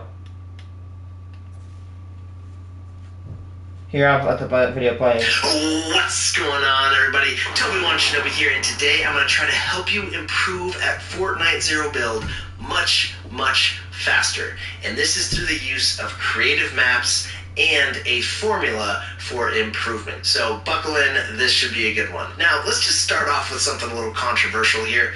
I see a lot of people playing red versus blue maps in creative. They play red versus blue. I know a lot of people that I just see online, a lot of my friends, just playing red versus blue as kind of training or practice. I'm gonna say it right now, that is not a good way to practice at all. It is unrealistic. There's a lot of unrealistic loadouts, a lot of broken weapons, a lot of broken utility. It's a team mode on a unrealistic map. The movement speed multiplier is like 25%, so you're actually moving faster in there than a real game. The majority of your enemies are very, very novice, usually around age 10 or so, if I were to guess. And if there is a sweaty player in there, they're usually using some like mythic grappler and just flying across the map with like a heisted Maven shotgun and just deleting your existence when you're not looking at them and that sort of thing. Just annoying gameplay. And this goes for the Pit Zero build as well. I'm not trying to be a hater on these maps. I really, really enjoy these maps. They're a lot of fun, but I do think they are not good practice, and I think that they instill bad habits, and a lot of people don't realize that. For instance, the Pit Zero build, or the Pit of any sort, has your name above your head. Everyone's got names or got icons above their head. Everyone can see each other's location on the map, and that's already instilling bad habits, because that just makes you feel like you have wall hacks all the time, and then you start doing really stupid things, and then you bring those stupid things into real Battle Royale gameplay, and you wonder why you're not getting better at the game. Well, newsflash, you're playing against bad players on average in those maps because there's no skill-based matchmaking, and you're not using realistic realistic environments, realistic cover, and you're not really putting a lot of tactics or strategy into your fights. Most of the fights in these maps are just pure 50-50s, and that means that basically you're relying on just your aim and your movement in fights instead of positioning and cover and tactics or utility, right? You're just jumping out there with a gun, getting in each other's faces, shooting each other with shotguns or your spray weapon, and just kind of like, you know, trying to outskill everybody, which is a very, very bad habit, and I promise you will not reach anything higher than elite ranked in Fortnite Zero build if you have that type of tendency. Now, I am also speaking from a place of experience as well. Like, I have played these maps, you know, I used to think that this was good practice, and I did this a lot. Practicing movement and aim is fine in these types of maps. Practicing, you know, your 50-50 fights, hitting those shots, that sort of stuff is fine, right? It is good aim practice. It is good practice for 50-50s. But again, you gotta be really careful about just playing these maps all the time, because they do instill bad habits you will now bring into Fortnite Battle Royale, and you'll get smashed by better players who are using good positioning and cover and tactics. So what am I suggesting instead? Well, first of all, I do suggest still using creative maps to improve, but play maps that are more realistic and have higher skilled players on average. The first map that I'd recommend is the Shinobi Free-for-All. Map code on screen now. Now, this is my own map, and I have designed it to be a realistic free-for-all that has current season weaponry and a balanced loot pool. There's limited utility pickups and resources, so you can't just spam shockwaves and escape every fight, or you can't be on Flowberry effect or Nitro Splash effect the entire game. You know, that kind of stuff is cheesy, it's not realistic, and everything that I've designed with this map is to try to make it as realistic as possible in a free-for-all environment. And I put a lot of time into designing this map to be balanced, right? I made it so there's a realistic environment with nice terrain, buildings, cars. There's only 5 players on the map to reduce the amount of third partying that happens, and there's a short respawn time between deaths, and you only get a modest 75% health regen, so you don't get your full health back instantly. And there's also a rank system in this map to help you determine if you're improving, and something to grind for. Now, the thing about this map is it's an FFA, so there's going to be a lot of combat. There will be some third partying, but it is definitely going to be much, much better than the Pit or Red vs. Blue for improving your skills, because those fights are going to be much more realistic with, you know, limited utility, realistic loadouts, a realistic environment, and you're going to have to win your fights using positioning and cover a lot more often. So go ahead and punch that map code in and leave a favorite on the map. And also, I'd really appreciate it if you could leave a like on the map. And the way you do that is by pressing start, going to the exit button, and instead of exiting, you hit leave a like on the map. That's going to help promote the map to others and help the population grow. And I will be starting to promote this map quite a bit really soon here, because I want to see a lot more players on this, a lot more people there to improve their skills. And I am putting a lot of effort into improving the map week by week. Now, another great map for practicing your combat and your tactics is Rapid 2v2s or Rapid 1v1s. Map code on screen now. Now, this is a round-based game with balanced loadouts and limited utility. It's really about bunker. Okay, let's test this. Fighting, right? You spawn in and one of your teammates has bunkers, you throw it down, and then you've got very, very limited cover except for your bunkers, and you've got a little bit of utility that you've got to figure out how to use. It really forces you to learn how to use that utility well and position yourself well. It's right.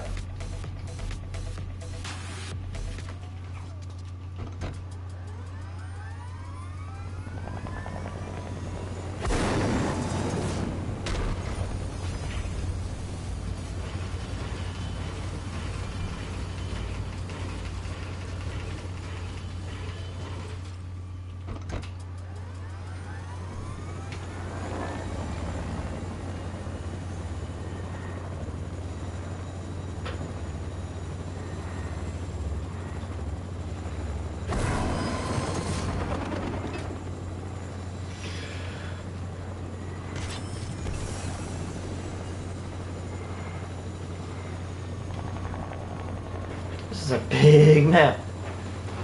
My problem is the circle could be anywhere within this circle right here. What if it gets into the ocean? I might have to shrink the size. I might have to delete Lucky Lighthouse as a POI permanently.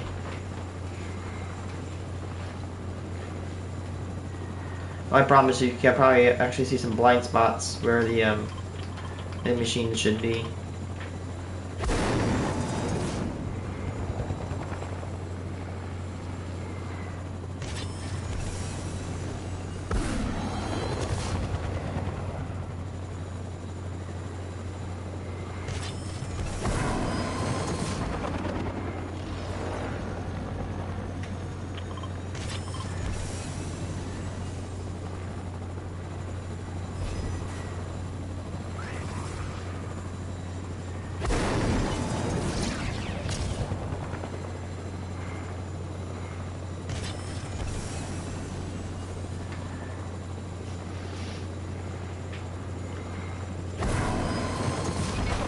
I like how it has that timer up top that tells you like how long you got until you get the mobs to spawn in.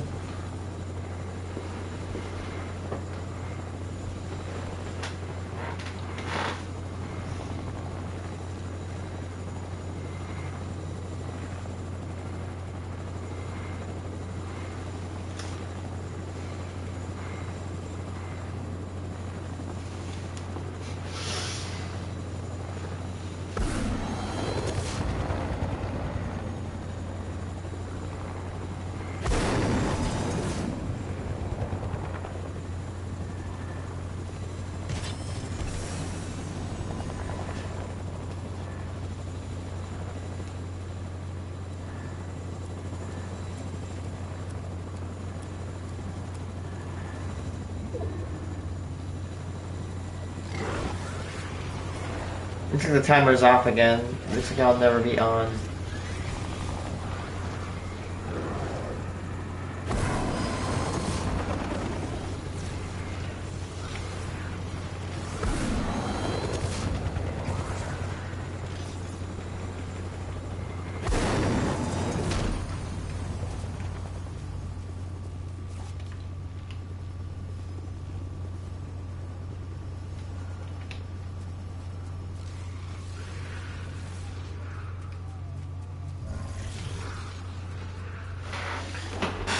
This is what I call racing the storm. So you want to race the storm and see how fast it goes. I did like buff sprinting in this game.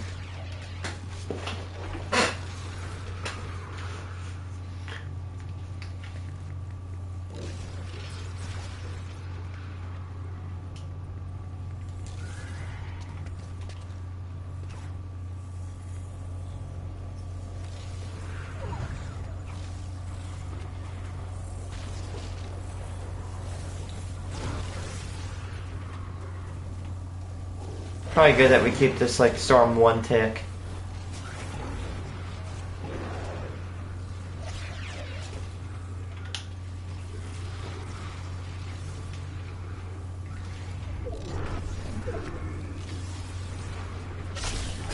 That is a very short storm circle.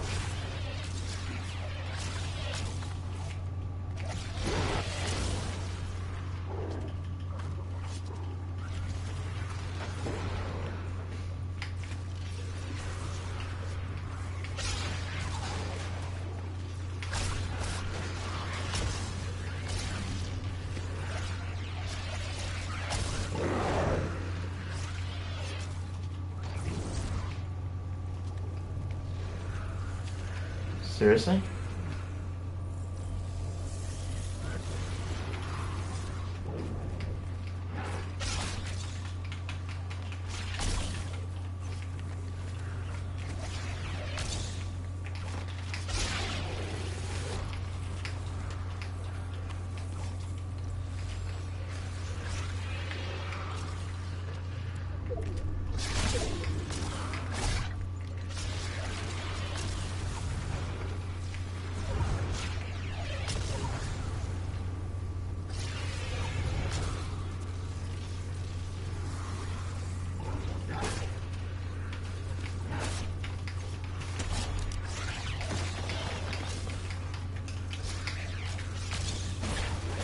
This is intense.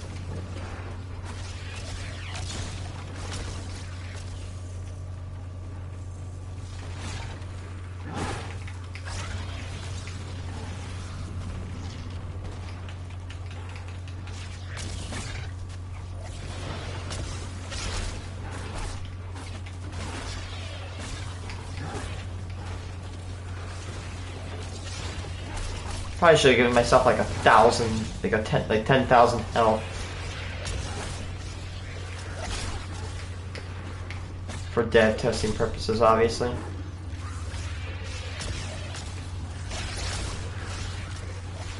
I need to push these circles to be further apart.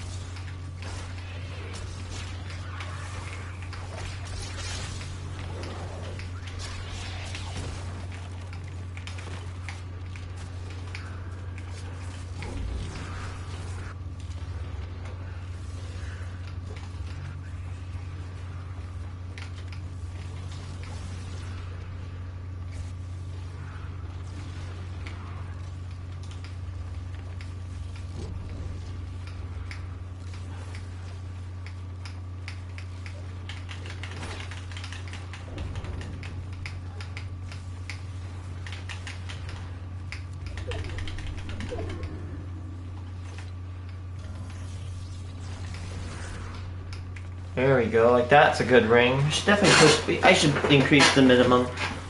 It'll be too easy if the players are just allowed to, you know, have a short circle.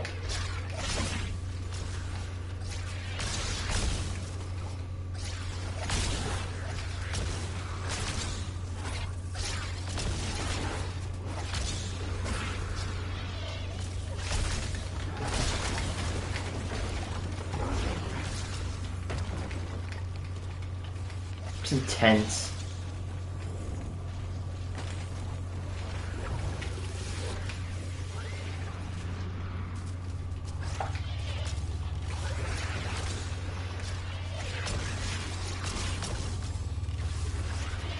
This is actually a pretty good ring location because it's flat.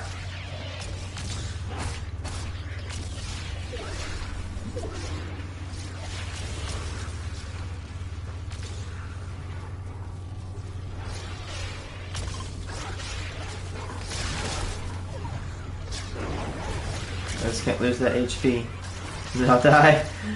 This is intense. Good. This is good that I'm making it intense.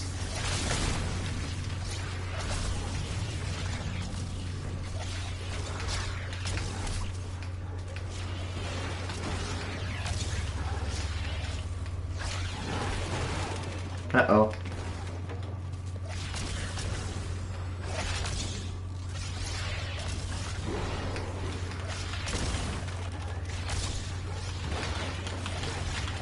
Crap, they're gonna break down the builds. Let's take low ground.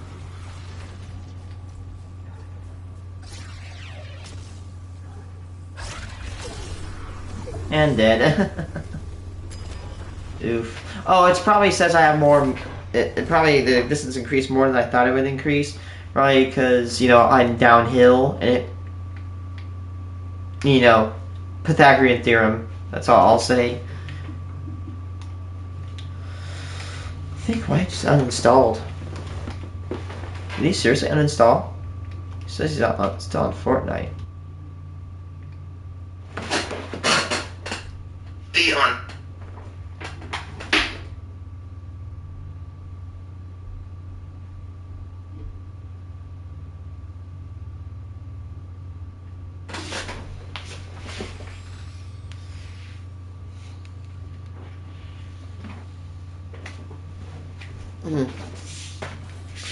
Okay.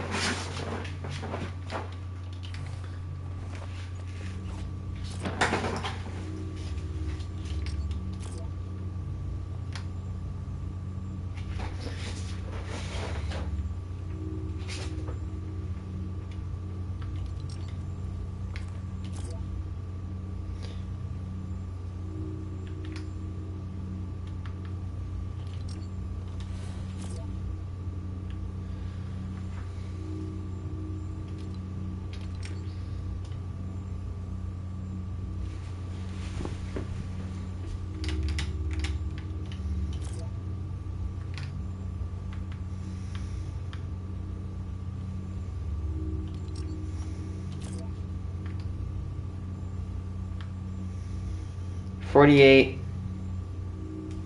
30 seconds.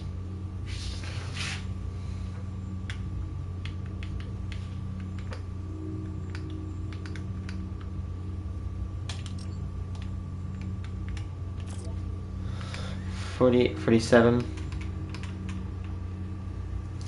48, 30 seconds, and 200.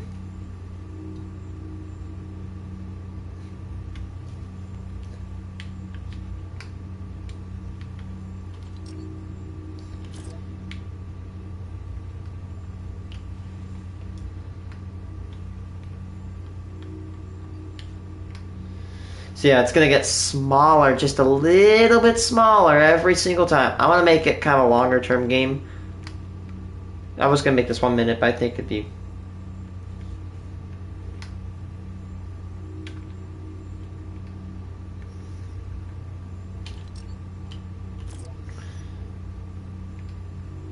$46, 45.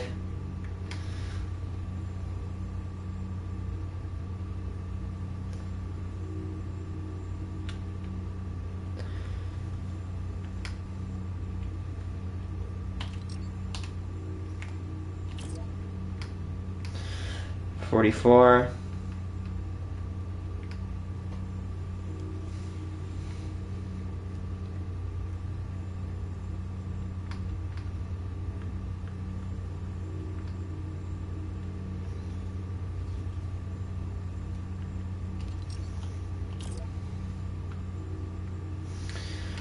$43.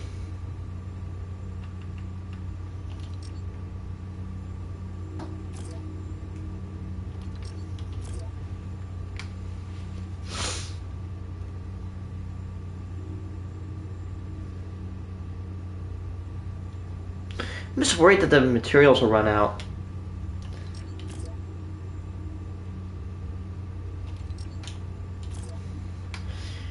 $42.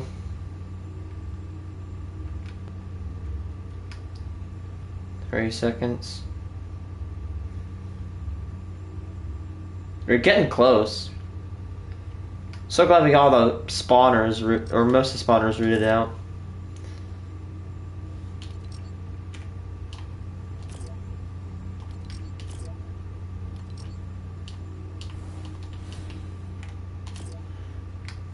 $41 meters. The only problem is, like, you know, what if it, you know, again, I might have to put a lot more vending machines down.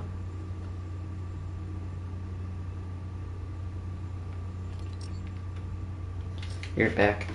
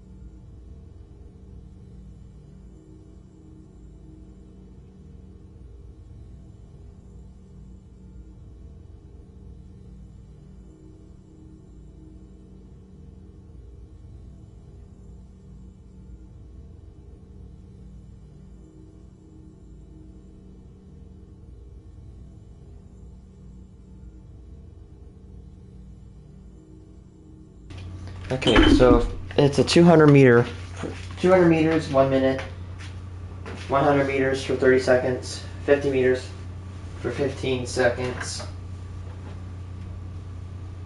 50 meters, 15. Okay, and divide that by 5, 3, 6, 3, so 60 seconds, 100 meters.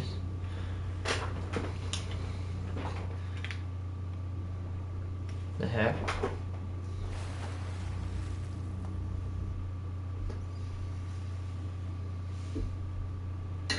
Got into an altercation with her mother and was forced to leave at home. You can see that the father is actually claiming that the mother... Most unsettling banned YouTube channels.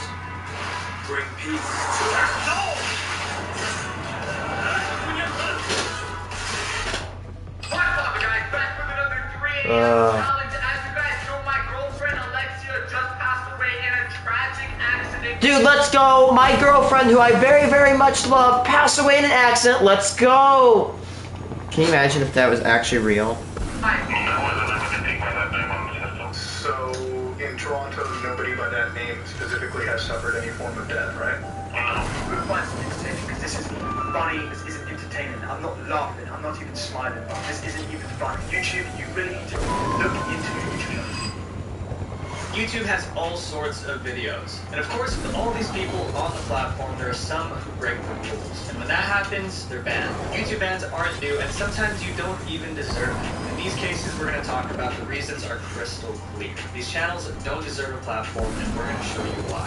First, I want to say thank you to you watching. Yes, you right there. So we'll start with the lighter stuff, but as we go along, we'll dive into talking about some really messed up people. So get ready for a journey down the rabbit hole of banned YouTube channels. Morphe, the Fortnite scammer. If you spend any time on the internet, you might have heard of this little indie game called Fortnite. Just kidding. But if you haven't, let me give you a breakdown. Fortnite is a massively popular online battle royale video game. With over 230 million people playing every month, Fortnite is a huge deal to gamers. And with almost 63% of players being under 24, this game has a massive young player base. Since there are so many young players, many Fortnite YouTubers have catered their content to appeal to them. But while some try to keep things family friendly, others find a way to use their young fans to their advantage. Meet Morphe, a Fortnite YouTuber that has caught some serious heat for lying to his fans. He was best known for his 24/7 live stream on his channel, where he would invite viewers to join him in games and events in Fortnite. His popularity skyrocketed, and he gained tens of thousands of subscribers with these streams, easily breaking 1,000 viewers each stream. He quickly built up a loyal community of fans that would spend countless hours liking his videos, engaging in his chat, and even donating money for the chance to play Fortnite with him. While Morphe did play the game, most of his streams had a catch. He'd ask his viewers to do more than just like or subscribe. His main demand was to use his special Fortnite creator code when making in-game purchases. For context, a Fortnite creator code is a unique discount code provided to Fortnite content creators. If the code was used to purchase something in-game, the creator is given a 5% cut on each sale. Morphe told his viewers that doing what he asked would up their odds of getting to play a game with him or join one of his special events. One of these events was called the Fortnite Fashion Show, which became Morphe's most popular event on his channel. Many of his viewers went to great lengths to try and secure an invite to the fashion show. Morphe knew this and used it to his advantage. He made it clear that if they don't do what he demands, they would be kicked out of the running for a fashion show invite. With many of his fans being young kids who idolize... I remember when I streamed stuff to a show like that. Morphe, I told you I was using your code. Peach Bump, Morphe, right there, bro. I got you. But despite his loyal community, Morphe wouldn't maintain his success for long. In 2020, Fortnite rolled out an in-game event called Doomsday. To clickbait more viewers, Morphe would say that he had insider information about the event. Thousands of new faces tuned in trying to learn more about the event, but in reality, he knew nothing at all. He was just making things up to boost his numbers. Although this skyrocketed his popularity, it was about to backfire. His own personal Doomsday was yet to come. As the actual Doomsday event got closer, Fortnite put a countdown timer in the game's main lobby screen. This timer was ticking down the days, hours, and minutes until the big event. Everyone playing Fortnite could see this timer. You'd think Vorfi, being a live streamer, would have an accurate timer that matched. Since he was supposed to be playing live, well, his timer never moved. It wasn't in sync with the real one everyone was watching. Redditors called this out immediately. They claimed that Vorfi was not actually live streaming. Instead, he seemed to be replaying the same 30-minute clip over and over. Most of his viewers were kids, and they didn't seem to. Dude, I count with the members of the Fortnite community with those streamers that put the timers, and they're so wrong, and it's just for scam. Money off his young, unsuspecting viewers. This wasn't just a case of clickbait. This was a scam. Vorfi was promising his viewers an invite to games that didn't even exist. He was also giving insider leaks about new updates to the game that were all made up. His entire stream was a lie. Here's the same Doomsday Heist has been coming out on Fortnite like for 2 days, and it has 5 days until it happens. 19 hours and 15 minutes. He has been lying to us all, and you can just check right there. His live streams weren't live at all. At this point, he had a following of 328,000 subscribers who fell victim to his deception. Not to mention, he was making a ton of money off fan donations and his Fortnite creator code. And YouTube started to take notice. Finally, on November 25th, 2020, Vorfi was banned for violating YouTube's rules against spam, deceptive practices, and misleading content. We're just getting started, so this next case gets even more shady. It's Owen, taking click. Oh, I cannot with this guy. Preview is ad-free. I can't say HATE or else I'll probably get banned again for a week because, you know, searching, shopping, no free speech allowed. Controversy gets people talking, and this channel knew it. The more people argue in the comments, the more buzz a video gets. That ups the engagement, and YouTube shows it to even more people. Add a juicy clickbait title, and you're looking at a viral hit. Yep, Using new controversy change. to boost views isn't new. Loads of YouTubers do it. But what happens when you take it too far and then do it over and over again? This is exactly what It's Owen did when he used the passing of a beloved YouTuber to boost his own fame. But first, let's dig into who It's Owen really This guy is a POS. AKA Owen Clough was a YouTuber that started out doing gaming-related content. During this era of his YouTube career, It's Owen had a few questionable growth strategies, but nothing too bad. He would do stuff like regularly self-promote his channel in the comments of other videos. He also had a series on his channel called Shoutout Sundays, where he had viewers make videos shouting out his channel, and in return, they might get a shout-out back from them. Many people speculated that this all was just a way to get more subscribers without actually following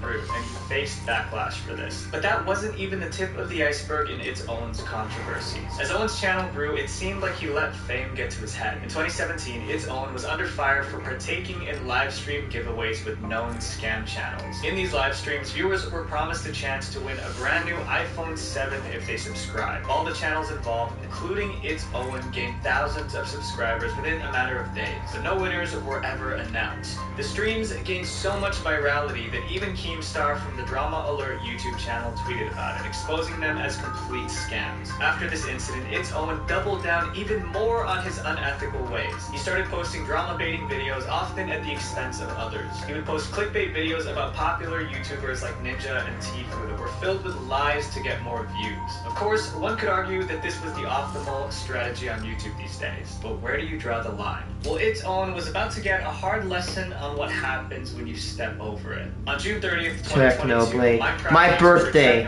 On my 17th birthday, man. I wasn't really a big fan of Technoblade, but I still felt really bad that he passed, dude. What a good, just a genuinely good person, you know? Like, there's not, like, he was probably one of the few people on this platform that really had nothing to hide. He was a really good person. After a year-long fight, the people who abuse this are actual rats. I don't care. People who actually abuse Technoblade's death of cancer are rats. For his fans. The gaming community grieved this loss. There's no other way to put it. Showcased their support and love for the YouTuber. Others were not so kind. They found ways to capitalize off of Technoblade's tragic passing. Actual shame. Of it all. Shortly after news broke about Technoblade's passing, It's Owen posted a video on his channel called Mr. Beast Final Goodbye to Technoblade, and it went viral. In under 20 hours, the video gained over 800,000 views and even made it onto the YouTube trending page. But not all publicity is good publicity. The video just showed a clip of Mr. Beast and Technoblade playing Minecraft with a fake tweet from Mr. Beast at the end of the video. And so the weird thing is Mr. Beast never tweeted that. It doesn't even matter, right? That's not the point. I mean, you shouldn't make him get away. But it's also fake. It's just fake. It's all fabricated. People were disgusted that Owen would stoop so low to try to profit off of Technoblade's passing. Sure, It's Owen was known for pushing the boundaries of clickbait, but it went beyond that. Reddit and Twitter were blowing up with backlash against the video, and popular content creators started calling him out too. Just awful garbage. I have more respect for stains in a gas station urinal than I do for Owen. With all this controversy, it's not surprising that YouTube eventually caught wind of it, and they did. They actually banned him. His channel YouTube. You know what? In my defense, YouTube, you banned him. Good job. I don't like to praise YouTube for a lot of things, but YouTube, good job. Like, good riddance. This guy was actual. He's a parasite. How much do I say this? I mean, he literally tried to monetize off of a person's death from cancer of all things, dude. And not just any person, a beloved, kind person who did nothing but just give so much to the community. Like, he was so down to earth. That one squid guy who he competed with the potatoes, dude, if I were him, I would definitely make a memorial. They were competitors. Even if he was my competitor, I would give him a little bit of a shout out, man. What a good guy. Ask YouTube why his channel was removed. He was crying too on Twitter. Terminated and that he didn't violate any community guidelines. It's Owen may be gone from YouTube, but it looks like old habits die hard. He's on Instagram now, still reportedly fishing for likes and views with empty promises. But while It's Owen seems to have learned nothing, sticking to his old habits, Venus Angelic's story is different, and not in a good way.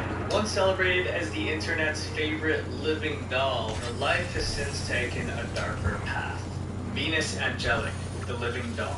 To reiterate, It's Owen was clearly a scammer, but he's only one out of millions of cyber criminals, and you could be their next target. Because our lives revolve around the internet, it's important to keep our files safe. We all know someone who's gotten hacked or has had their Imagine going your entire life without having any control over it. You couldn't decide what clothes to wear or how to style your hair. Someone else made those choices for you, and you had to pretend you loved it in front of thousands of people. Well, that was what every day was like for Venus Angelic, the living doll. At just 15 years old, Venus Angelic became an internet sensation. With her doll-like looks and preppy persona, she quickly became a fan favorite on YouTube for being a real-life doll. Venus had started her YouTube channel at just 12 years old with her mother, Margaret. Although the two were originally from Switzerland, they shared a love for Japanese culture. They would eat Japanese food, engage in Japanese traditions, and partake in the latest Japanese fashion and beauty trends. Venus's channel featured content reflecting this Japanese Lolita lifestyle with videos. I'm racing the storm that way I can make sure that the players can beat it. On March 2nd, 2012, Venus posted the video "How to Look Like a Doll," and it went instantly viral. She shot to social media stardom just 3 years into her career. Overwhelmed by her daughter's sudden fame, Venus's mom Margaret pulled Venus out of public school and began homeschooling her for her safety. That's definitely too fast. But for Venus, this wasn't a good thing. With Venus spending most of her time at home, she became closed off from the rest of the world. As her subscriber count kept climbing, her mother, Margaret, started becoming more involved with the channel. She not only began to respond to comments on Venus's YouTube channel, but even launched her own YouTube channel where she would upload content featuring Venus. With Margaret's ever-growing presence on Venus's channel, fans began to wonder who was actually running the show. Was it Venus, the girl always see in front of the camera, or was it her mother, Margaret, orchestrating things from behind the scenes? Venus and her mother would go on to make several television appearances. The two did an interview at Daybreak in London on April 4th, 2012, which exposed Venus's doll-like persona to a much wider audience. In the interview, people began to notice Venus displaying some strange behavior. She kept a blank expression on her face for the majority of the interview and seemed to be replying with rehearsed answers. When Venus wasn't speaking, she sat there rigidly with no emotion on her face. Viewers began to suspect that Margaret was using Venus for views and internet fame. As the years went on, Venus maintained her doll-like childish persona. It seemed like she was aging, but not actually growing up. Fans became concerned with Venus's stunt immaturity, fearing something was going on off camera. And they were right. Venus's channel kept growing, and with a guest spot on TLC's My Strange Addiction, things seemed to be going well for her. But then, in 2014, her life took an unexpected turn. Venus fell in love. She met Manaki, who was a longtime fan of hers, and the two instantly clicked. Manaki started making regular appearances on Venus's channel and social media, and fans were supportive of their relationship. Then suddenly, all signs of Manaki disappeared from Venus's online world. Fans were puzzled, but figured they just had a messy breakup. However, the true reason for his disappearance was more complicated than anyone could have guessed. In 2016, Venus shocked the internet when a video called How I Ran Away From Home was uploaded on her channel. In this video, Venus did a tell-all about her relationship with her mom and what happened to Manaki. The origins of the Venus Angelic channel. She revealed that she and Manaki had not broken up and that she had run away from home due to severing ties with her mother, Margaret. Venus would go on to detail how Margaret had practically full control over her accounts, and that it was her mother's idea to create a YouTube channel in the first place. A couple of things that have bothered me since the past few years include I didn't like that my mom posted on my social media in my name things which I would never say. Since Venus was young, Margaret would force her to act like a doll on camera to rake in views, likes, and subscribers. Venus had little to no say in what was posted. It was her mother pulling the strings behind the Venus Angelic brand. Venus also said that it was hard to say no to her mother because whenever she tried, her mother would use emotional tactics to make her comply. I couldn't just say no because if I say no or that is a bad idea, then she will get really depressed. Venus ended the video by assuring her viewers that she changed all her passwords, making sure her mother could no longer access her accounts. Now, for the first time, Venus was the true owner of her social media presence. Margaret, Venus's mother, fired back with her own video titled A Venus Angelic Marriage Story. In it, she dropped a bombshell. Venus and Manaki were actually married. The video was supposed to explain her side of things, but it quickly spiraled into something more as she explained her distaste for Manaki. The situation escalated as the video went on, leaving viewers even more conflicted.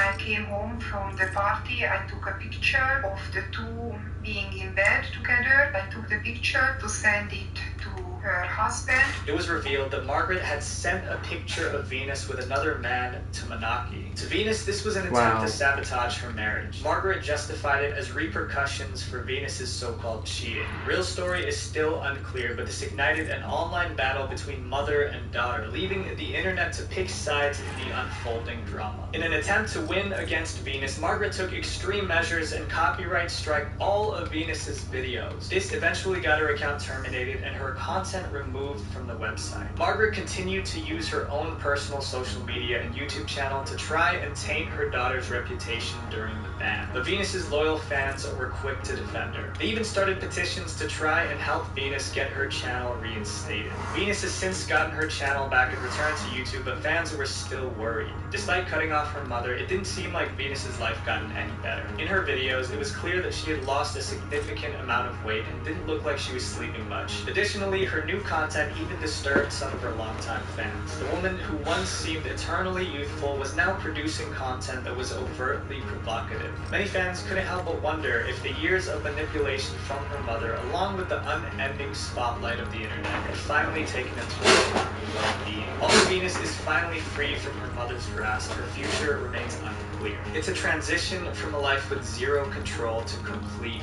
freedom. How does one go from having every decision made for them to having to do it all by yourself? Only time will tell. Venus isn't the only person that's been taken advantage of for YouTube fame. As we dive into the next chapter, you'll see how far some people go to mistreat their loved ones, all for clicks and views. I'm J Station, the Ghost Hunter. With background play on the YouTube Music app, you can play official tracks and live recordings in the background while you clean up all that mess. How far are you willing to go to get what you want? Telling a white lie or two? Breaking a few morals? How about pretending your girlfriend has passed and claiming you're talking to her spirit beyond the grave? As absolutely insane as that sounds, that's exactly the stunt that YouTuber I'm J Station pulled. Known for his controversial supernatural videos, I'm J Station, aka Jason Ether, was a popular YouTuber with almost 6.3 million subscribers. At his peak, his channel was averaging over 30 million views. His downfall was so satisfying. His viral fame. It was his knack for creating supernatural content. One of the main reasons behind I'm J Station's success was a viral series on his channel called the 3 a.m. Challenges. In these videos, he used the passing of celebrities like Mac Miller and XX. My 3 a.m. challenge is to stay up because I don't want to fall asleep because I'll be so tired. Of course, this already raised a few red flags for many viewers. Trying to profit off someone's passing is hugely frowned upon, like you've already seen with its Owen. But these didn't even come close to being one of his worst videos. When popular content creator Etika passed away, I'm J Station once again took advantage of the devastating situation to create yet another 3 a.m. challenge. Etika was adored by many in the YouTube community, making Jason's decision to monetize his passing even worse. It not only struck a nerve, but also crossed lines that many in the YouTube community found inexcusable. Who the finds this entertaining? Please tell me that. Who finds this entertaining? Because this isn't funny, this isn't entertaining, I'm not laughing, I'm not even smiling, but this isn't even fun. YouTube, you really need to look into your YouTube channel. Once he realized how intense the backlash was, I'm J Station tried to make some sort of amends. He changed the title of his video to I'm Sorry for What I Did. Rip Etika, but the video remained up on his channel. In a move that would ultimately be the tipping point for both his personal and online life, Jason proceeded to up the ante on controversy. This time, it would be the nail in the coffin for both his channel and his relationship. In January of 2020, I'm J Station posted a video called My Girlfriend Alexia Died, Rest in Paradise. Fans were shocked at the news, but considering the nature of his channel, many remained skeptical about the validity of his claims. In the video, he said Alexia passed away from a tragic car accident due to a drunk driver. Despite this soul-crushing situation, Jason wasted no time in shouting out another channel of his called Dream Team. He said that it was Alexia's dream to reach 1 million subscribers on that channel, and he encouraged all the viewers to subscribe for her sake. It was her dream to get 1 million subscribers, so out of respect for her, because I know that's what she would want, I'm gonna post those videos there. He claimed that he and his girlfriend recorded content for that channel, and that after speaking with her parents, they all agreed that he should post the videos there. After talking with her parents, we both agreed that I should post the remainder videos that we filmed for that channel on that channel. Just in case people didn't believe him, Jason posted another video where he visited her memorial. This video, contrary to what he thought it would do, only made viewers more suspicious of him. You see, Jason's story wasn't adding up. Yeah, because Jason lives in Canada, same place as some ordinary gamers. Passed away due to a drunk driver. In this one, he says that she must have crashed into a sign, and that combined with his less than convincing acting skills made fans almost certain that he was faking the whole story. Right, guys, back with another 3 a.m. challenge. As you guys know, my so loud. Passed away in a tragic accident, guys. Nothing says grieving like a clickbait video, right? I'm J Station made a 3 a.m. challenge where he claimed to be talking to his so-called dead girlfriend. If his enthusiastic intro about his girlfriend wasn't enough to prove he was lying, maybe this will. Let's smash the like button right now, guys. 1 like equals 1 prayer for Alexia, guys. Rest in peace. With all these videos piling up, it was getting harder to believe that there was any truth to I'm J Station's story. Mudahar from Some Ordinary Gamers looked into the situation. Well, now I don't have anything by that name on the system. So, in Toronto, nobody by that name specifically has suffered any form of death, right?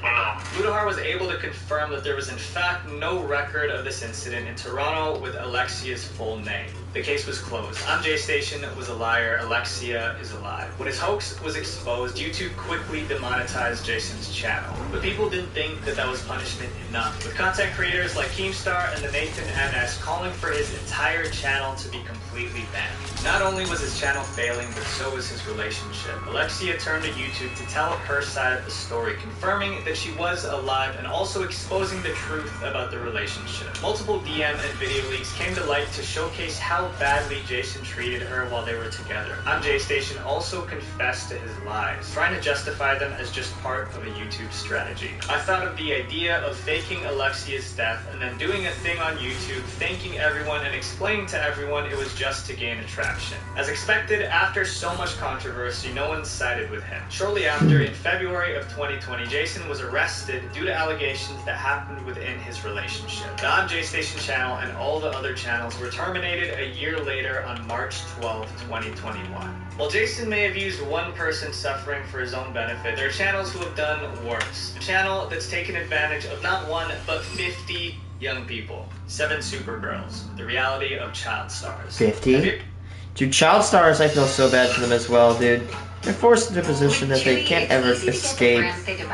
Especially like the people like the dance moms, dude. Those. Famous? Ugh. A life where you're adored by millions. It's something many kids today have daydreamed about. But as we often learn, appearances can be deceiving, especially when it comes to child stars. And 7 Supergirls is a prime example of how you really Never heard of these know guys what's happening before. behind the scenes.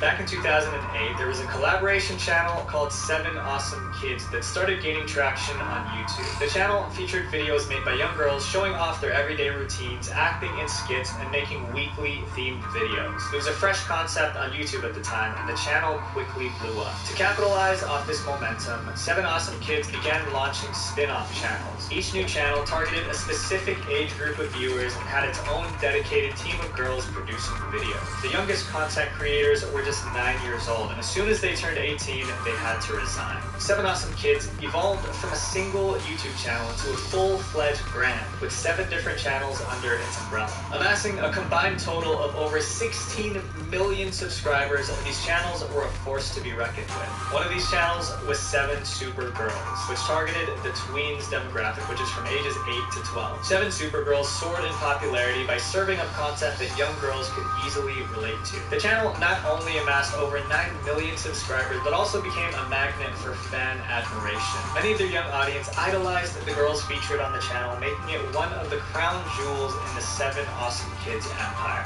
While all the youthful faces on screen led viewers to think that it was all just lighthearted fun, in reality it was far different. Behind the scenes, an organized team of adults carried out the story. Huh?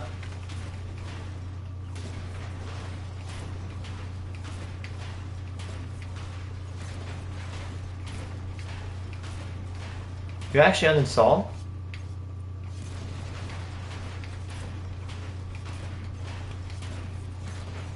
Yeah, I agree. There's definitely a few times where you could definitely take a break.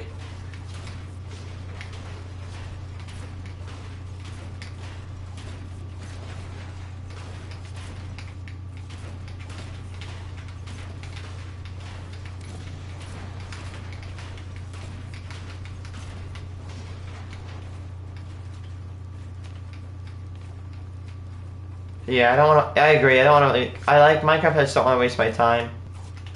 Like with when there's a possible PS5 update coming out.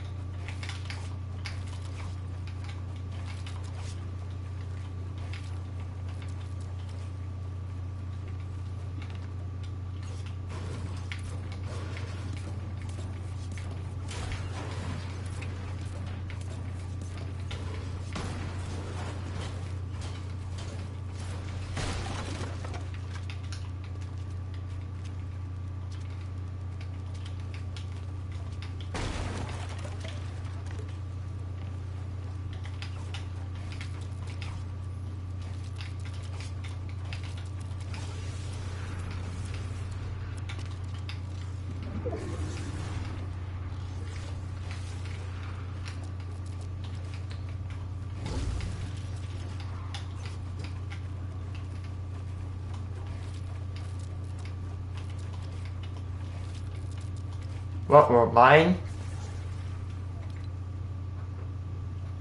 No.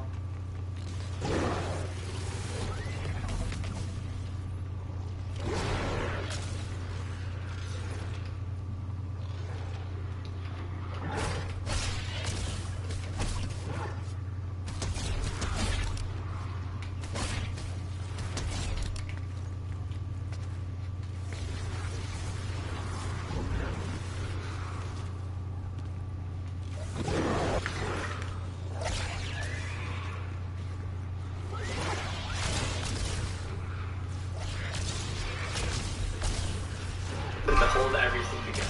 Emily J, who was a former 7 Supergirls member, gave a breakdown of the entire process. The girls would have to audition for a spot on one of the channels. If they passed, they were required to prepare one video per week that would be posted on their designated upload day. The parents would help the girls film the videos, which were then sent to the manager for approval before upload. The 7 channels were ranked from least popular to most popular, with 7 Supergirls being at the top. The girls had to work their way up and grow their fan base in hopes of having a shot at being on 7 Supergirls. As the girls moved to higher ranking channels, they became subject to stricter rules. Emily had started at the bottom in 2014 on the lowest ranking channel, 7 Twinkling Tweens, which had practically 0 rules. Getting moved to another channel in the 7 Awesome Kids network felt like getting a promotion. Although you had more perks, like a bigger fan base, you also had way more responsibilities. After being bumped to 7 Cool Tweens, Emily found that she had to follow a stricter content creation process. This sounds like a cult. I think there was a few rules there. I remember you had to wear summer outfits in all of your videos, even like when it was the middle of winter. The management dictated how the girls would dress, where they would film, and how they would film. The rules were precise. Skirts had to meet a certain length requirement, some scenes required full body shots, and detailed guidelines had to be followed while filming, or there would be serious consequences. And like, if you did a shot like this, for example, in like for an outro and intro, you would literally be in so much trouble. Your video would not be sponsored, and you'd get threatened to be moved down rankings on the channel. By the time she got to the that sounds like a pyramid scheme cult. The experience lost its excitement. The management team took their rules extremely seriously, Mostly selling band especially YouTube channels. the most popular channel. Even though some of the girls were reaching their late teens, they were still told to act and appear childish. Several girls shared stories about how they weren't allowed to wear makeup. Let's say if you don't uninstall, I could probably have. I could probably let you play this game I'm making. I'll probably say I'm like 90% of the way there. Isn't Max really wanting to play it? Doesn't Max really want to play it or something? My map. What? Yeah. Didn't he like really want to play the game I was making?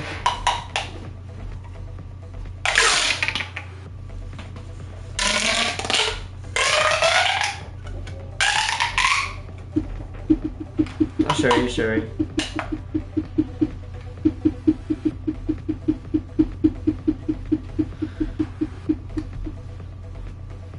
What was it?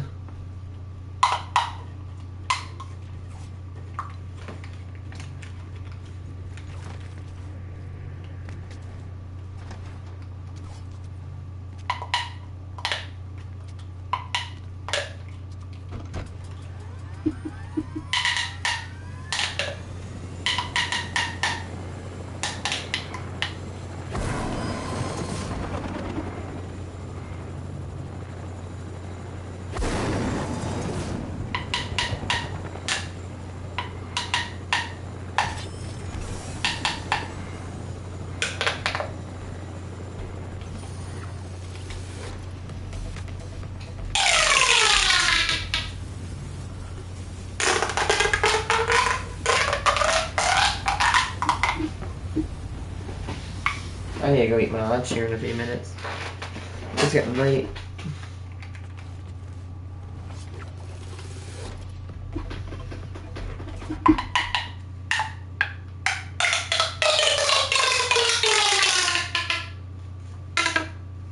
That's probably like, that probably affects the intensity of the rain.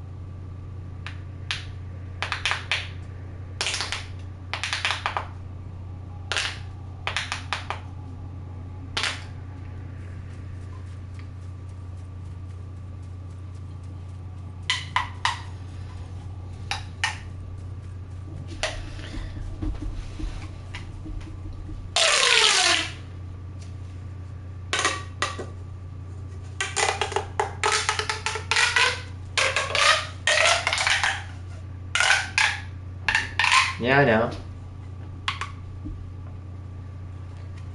Put that on top of a breeze rod and you craft the mace. You can do it even in your hand.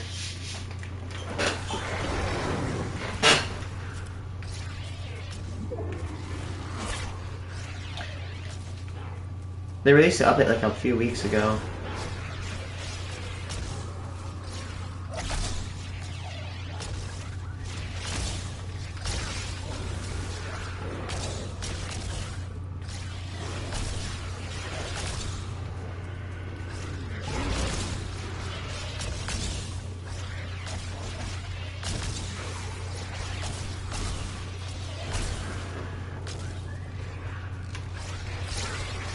I don't see any of the mace's enchantments though. Yeah, but I don't know where that is.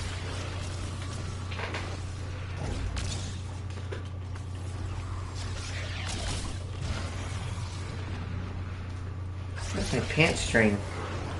There's one pants string. Oh, there it is. Yeah.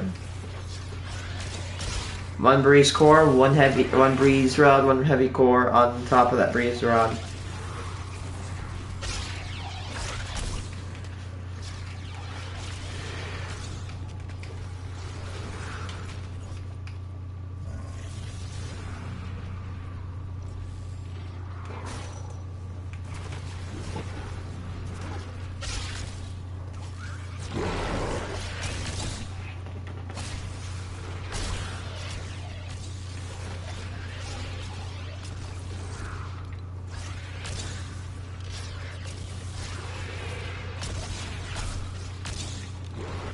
There you go, that storm is successfully adjusted to where you can run into the first zone.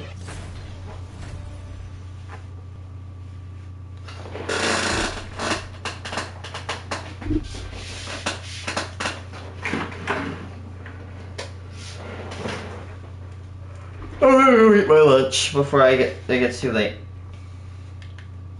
Be right back, guys. Actually, I'll probably just stop